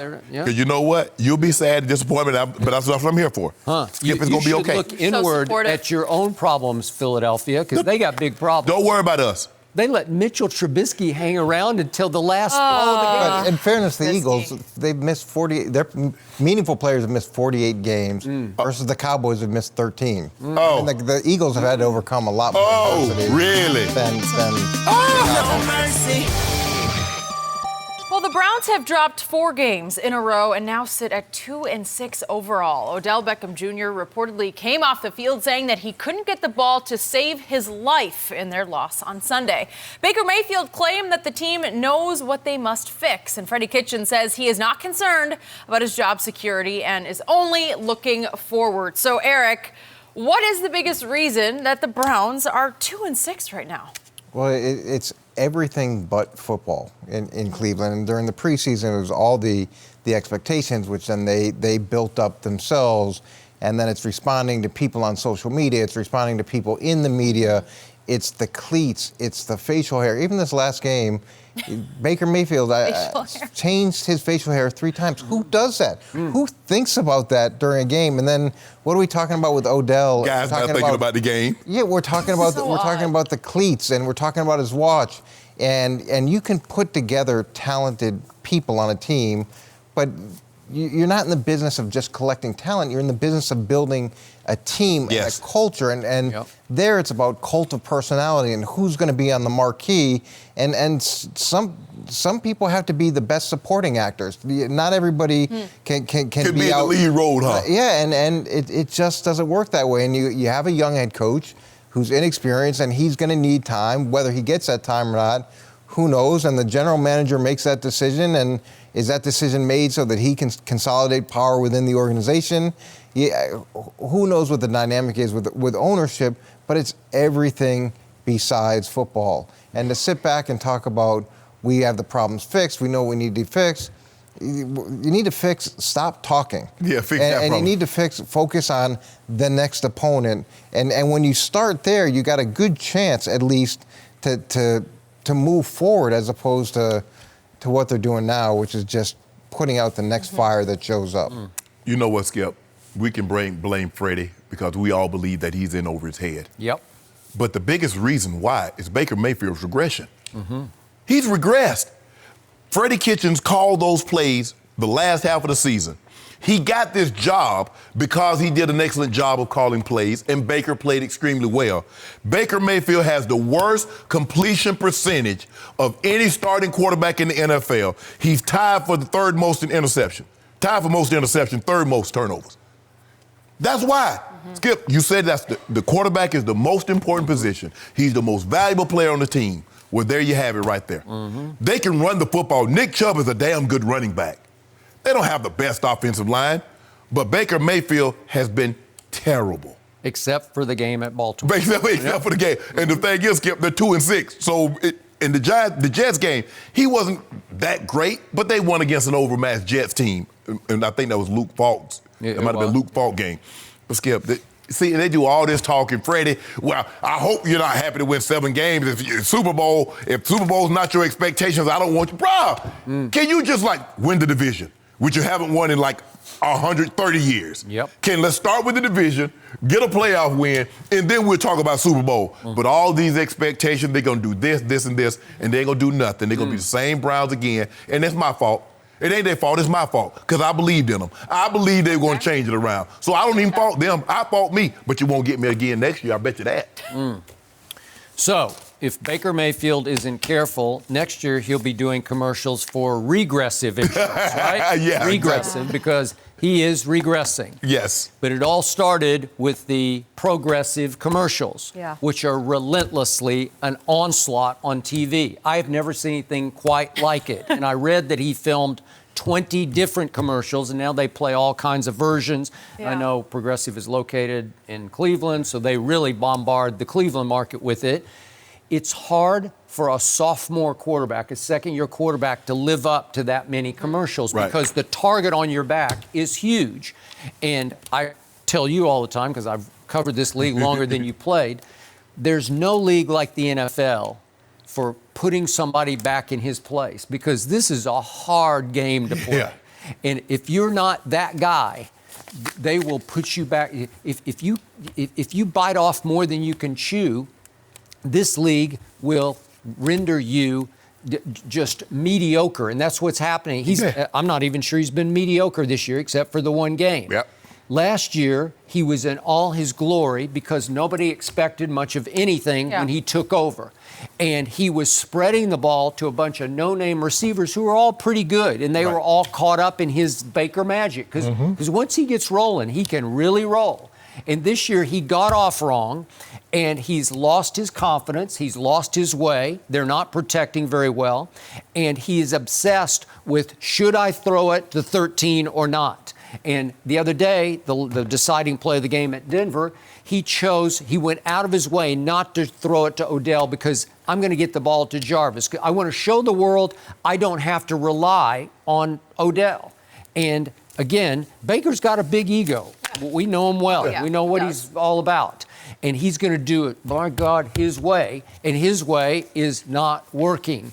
And he was the one who pushed for Freddie because Freddie was like his big brother who catered to him and didn't tell him that anything was out of line or out of whack. Just do whatever you do. Just be Baker, right? Well, being Baker is not working right now. So it is going south, and I know the back half of their schedule looks easier, but the way they're playing, I don't think it's any easier than it was. The thing I love most about pro sports, you can't talk about it. You got to be about it. You can say, oh, I'm good, I'm all that. Okay, we gonna see. I'm watching. See. Oh, Eric, such good insight today. Thank you for joining us. I don't know if you can go back to Cleveland, though. I know. I want you to report back the vibe around town next time we see you. I'll tell you about those other 18 commercials. No mercy. According to Fox Bet, Lamar Jackson is now tied with Russell Wilson at plus 300 for the best odds to win MVP. Lamar made the jump following Baltimore's 37-20 win over the Patriots. So, Shannon, who is your MVP right now? Lamar has been unbelievable to do what he did on Sunday night. And I'm glad he didn't listen to a lot of pundits that says he should switch positions. Skip, a lot of people say you need to go to wide receiver. So true. 16 games as a starter now, half last year, this year. He's 12-4. I think that's pretty good. I think he made the right decision. But I'm going to go with Russell Wilson. Skip, he's had to be great. 7 of their 9 games have been one possession. They've gone 6-1 in those games, Skip, and 4 fourth-quarter comebacks. Skip, he's 22 touchdowns, 1 pick. Lamar's been good. Christian McCaffrey, I got Christian McCaffrey in third. But Russell Wilson, what he's doing, Skip, game in and game out, is just unbelievable. So right now, I would have him 1, Lamar 2, Christian McCaffrey 3. And I got Lamar 1. And I think Lamar is going to win MVP because the truth is Russell's season hasn't really started yet. And I give you all that you just said about the close games. But remember, Lamar went to Russell and outplayed him and won the game. So his QBR was 75 to Russell's 65 when Baltimore won at Seattle. And I'll also remind you that Seattle lost at home in Teddy Bridgewater's first start for New Orleans. And Teddy had that team up 33-14 with 3 minutes left. And Russell made a miraculous rally recovery, and it boosted his QBR up in that game. But they were down 33-14 at home. So to me, what Lamar has already done, except for the one game against Baker Mayfield, is a little better. And when I look down what Russell is about to be up against, again, a week from last night, he's got to go to San Francisco. We'll find out there. Let's see. And then he's got to go to Philadelphia. We'll see a little bit more. Then he's got to play that Vikings defense at home. And then he's got to go to the Rams, and he's got to go to Carolina and end up with the 49ers again. Well, again. He runs that gauntlet. Okay, you got that. Again, Lamar's schedule, without going through blow by blow, it's just easier because the division is easier. He got Cincinnati, got Pittsburgh again, got Cleveland again in Cleveland. Okay, and I think they can win those games, and I think he can have big games in those games. So I make him a slight favorite right now. I mean, I give him a slight edge right now, and I make him maybe a prohibitive favorite to just roll away with this one. I mean, but it's hard. 22 touchdowns with 1 pick. He has 4. And you love the fourth quarter. He got 4 fourth-quarter comebacks. Okay. 6-1 in the last 7 games. You love that. I guess you said so. that's your guy, Dakota. What did he do in the fourth quarter? Now, I bet you now, if that had been some Dakota, Rain, Prescott. Other way around. Or Rain, Dakota. Dakota. Yeah. Come on. I mean, keeps raining on your parade. all I know is he got 15 touchdowns with 8 picks. That's all I know. And all I know is, shouldn't he be included in this No, discussion? he should not. Well, wait a second. He's barely second in QBR? How do you figure? That one's hard right Skip, now. what about them interceptions? He's still behind my homeboy who hadn't played in 3 weeks. Really? Huh. I don't think you're going to like that one. I think he belongs in the discussion. I think he's got a real shot. We talking about it. Now we got be another. there. We got We another talking about gauntlet it. He shouldn't coming be in the up. discussion. We got the Cowboy gauntlet. What if he runs the table? What if? But until then, I like what you said about Lamar and proving people wrong. The people that doubt it, I hope that they're embarrassed by it. No mercy. All right, time for our final topic of the day. In his first game as a Cowboy, defensive end Michael Bennett stood on the sideline during the national anthem. In previous years and earlier this season with the Patriots, Bennett remained in the locker room during the anthem, but Jerry Jones has made it clear that anyone on his team would be standing on the sideline during the national anthem. So, Shannon, were you surprised by Bennett? Now that I look at it, no. Michael Bennett's been on Tampa, Seattle, Philly, New England, and now Dallas. He's getting on up there in age. Skip. Okay. Because what has changed that led him to do what he's doing from the time he was in New England to the time he arrived in Dallas? Nothing. Okay. Michael Bennett understands. I saw a guy that as he started getting up there older in age, people are less teams are less tolerant. Even if you can play if you're good, teams are like, nah, it's more of a headache than we're worth. So I'm not surprised now that I look back at it, Skip, 5 teams, Michael Bennett says, and they did redo his contract. They did. So I'm not surprised at all now that I look at it. It was a big concession on his part because we know how strongly he feels about this, though if you looked at his body language, he wasn't fully invested with being out there. He put a towel over his shoulder and kind of looked sideways. Right. But again, he knew this was going to be a deal breaker with Jerry if he didn't come out from the locker room. Right. So good for him. Good for him. Hey, he understands, Skip. I mean, look. Like I said, I don't think anything has changed, but he's made the NFL left it up to the teams, how they handle it. Yep. Jerry did not leave it up to the individuals. He did not. If you play for the Cowboys, you will stand on the sideline like everybody else. No mercy. Thanks for listening to the Undisputed podcast. I'm Jenny Taft. Join us again at the same time tomorrow morning, 9:30 Eastern. We'll see you then. Fox Sports. One of one.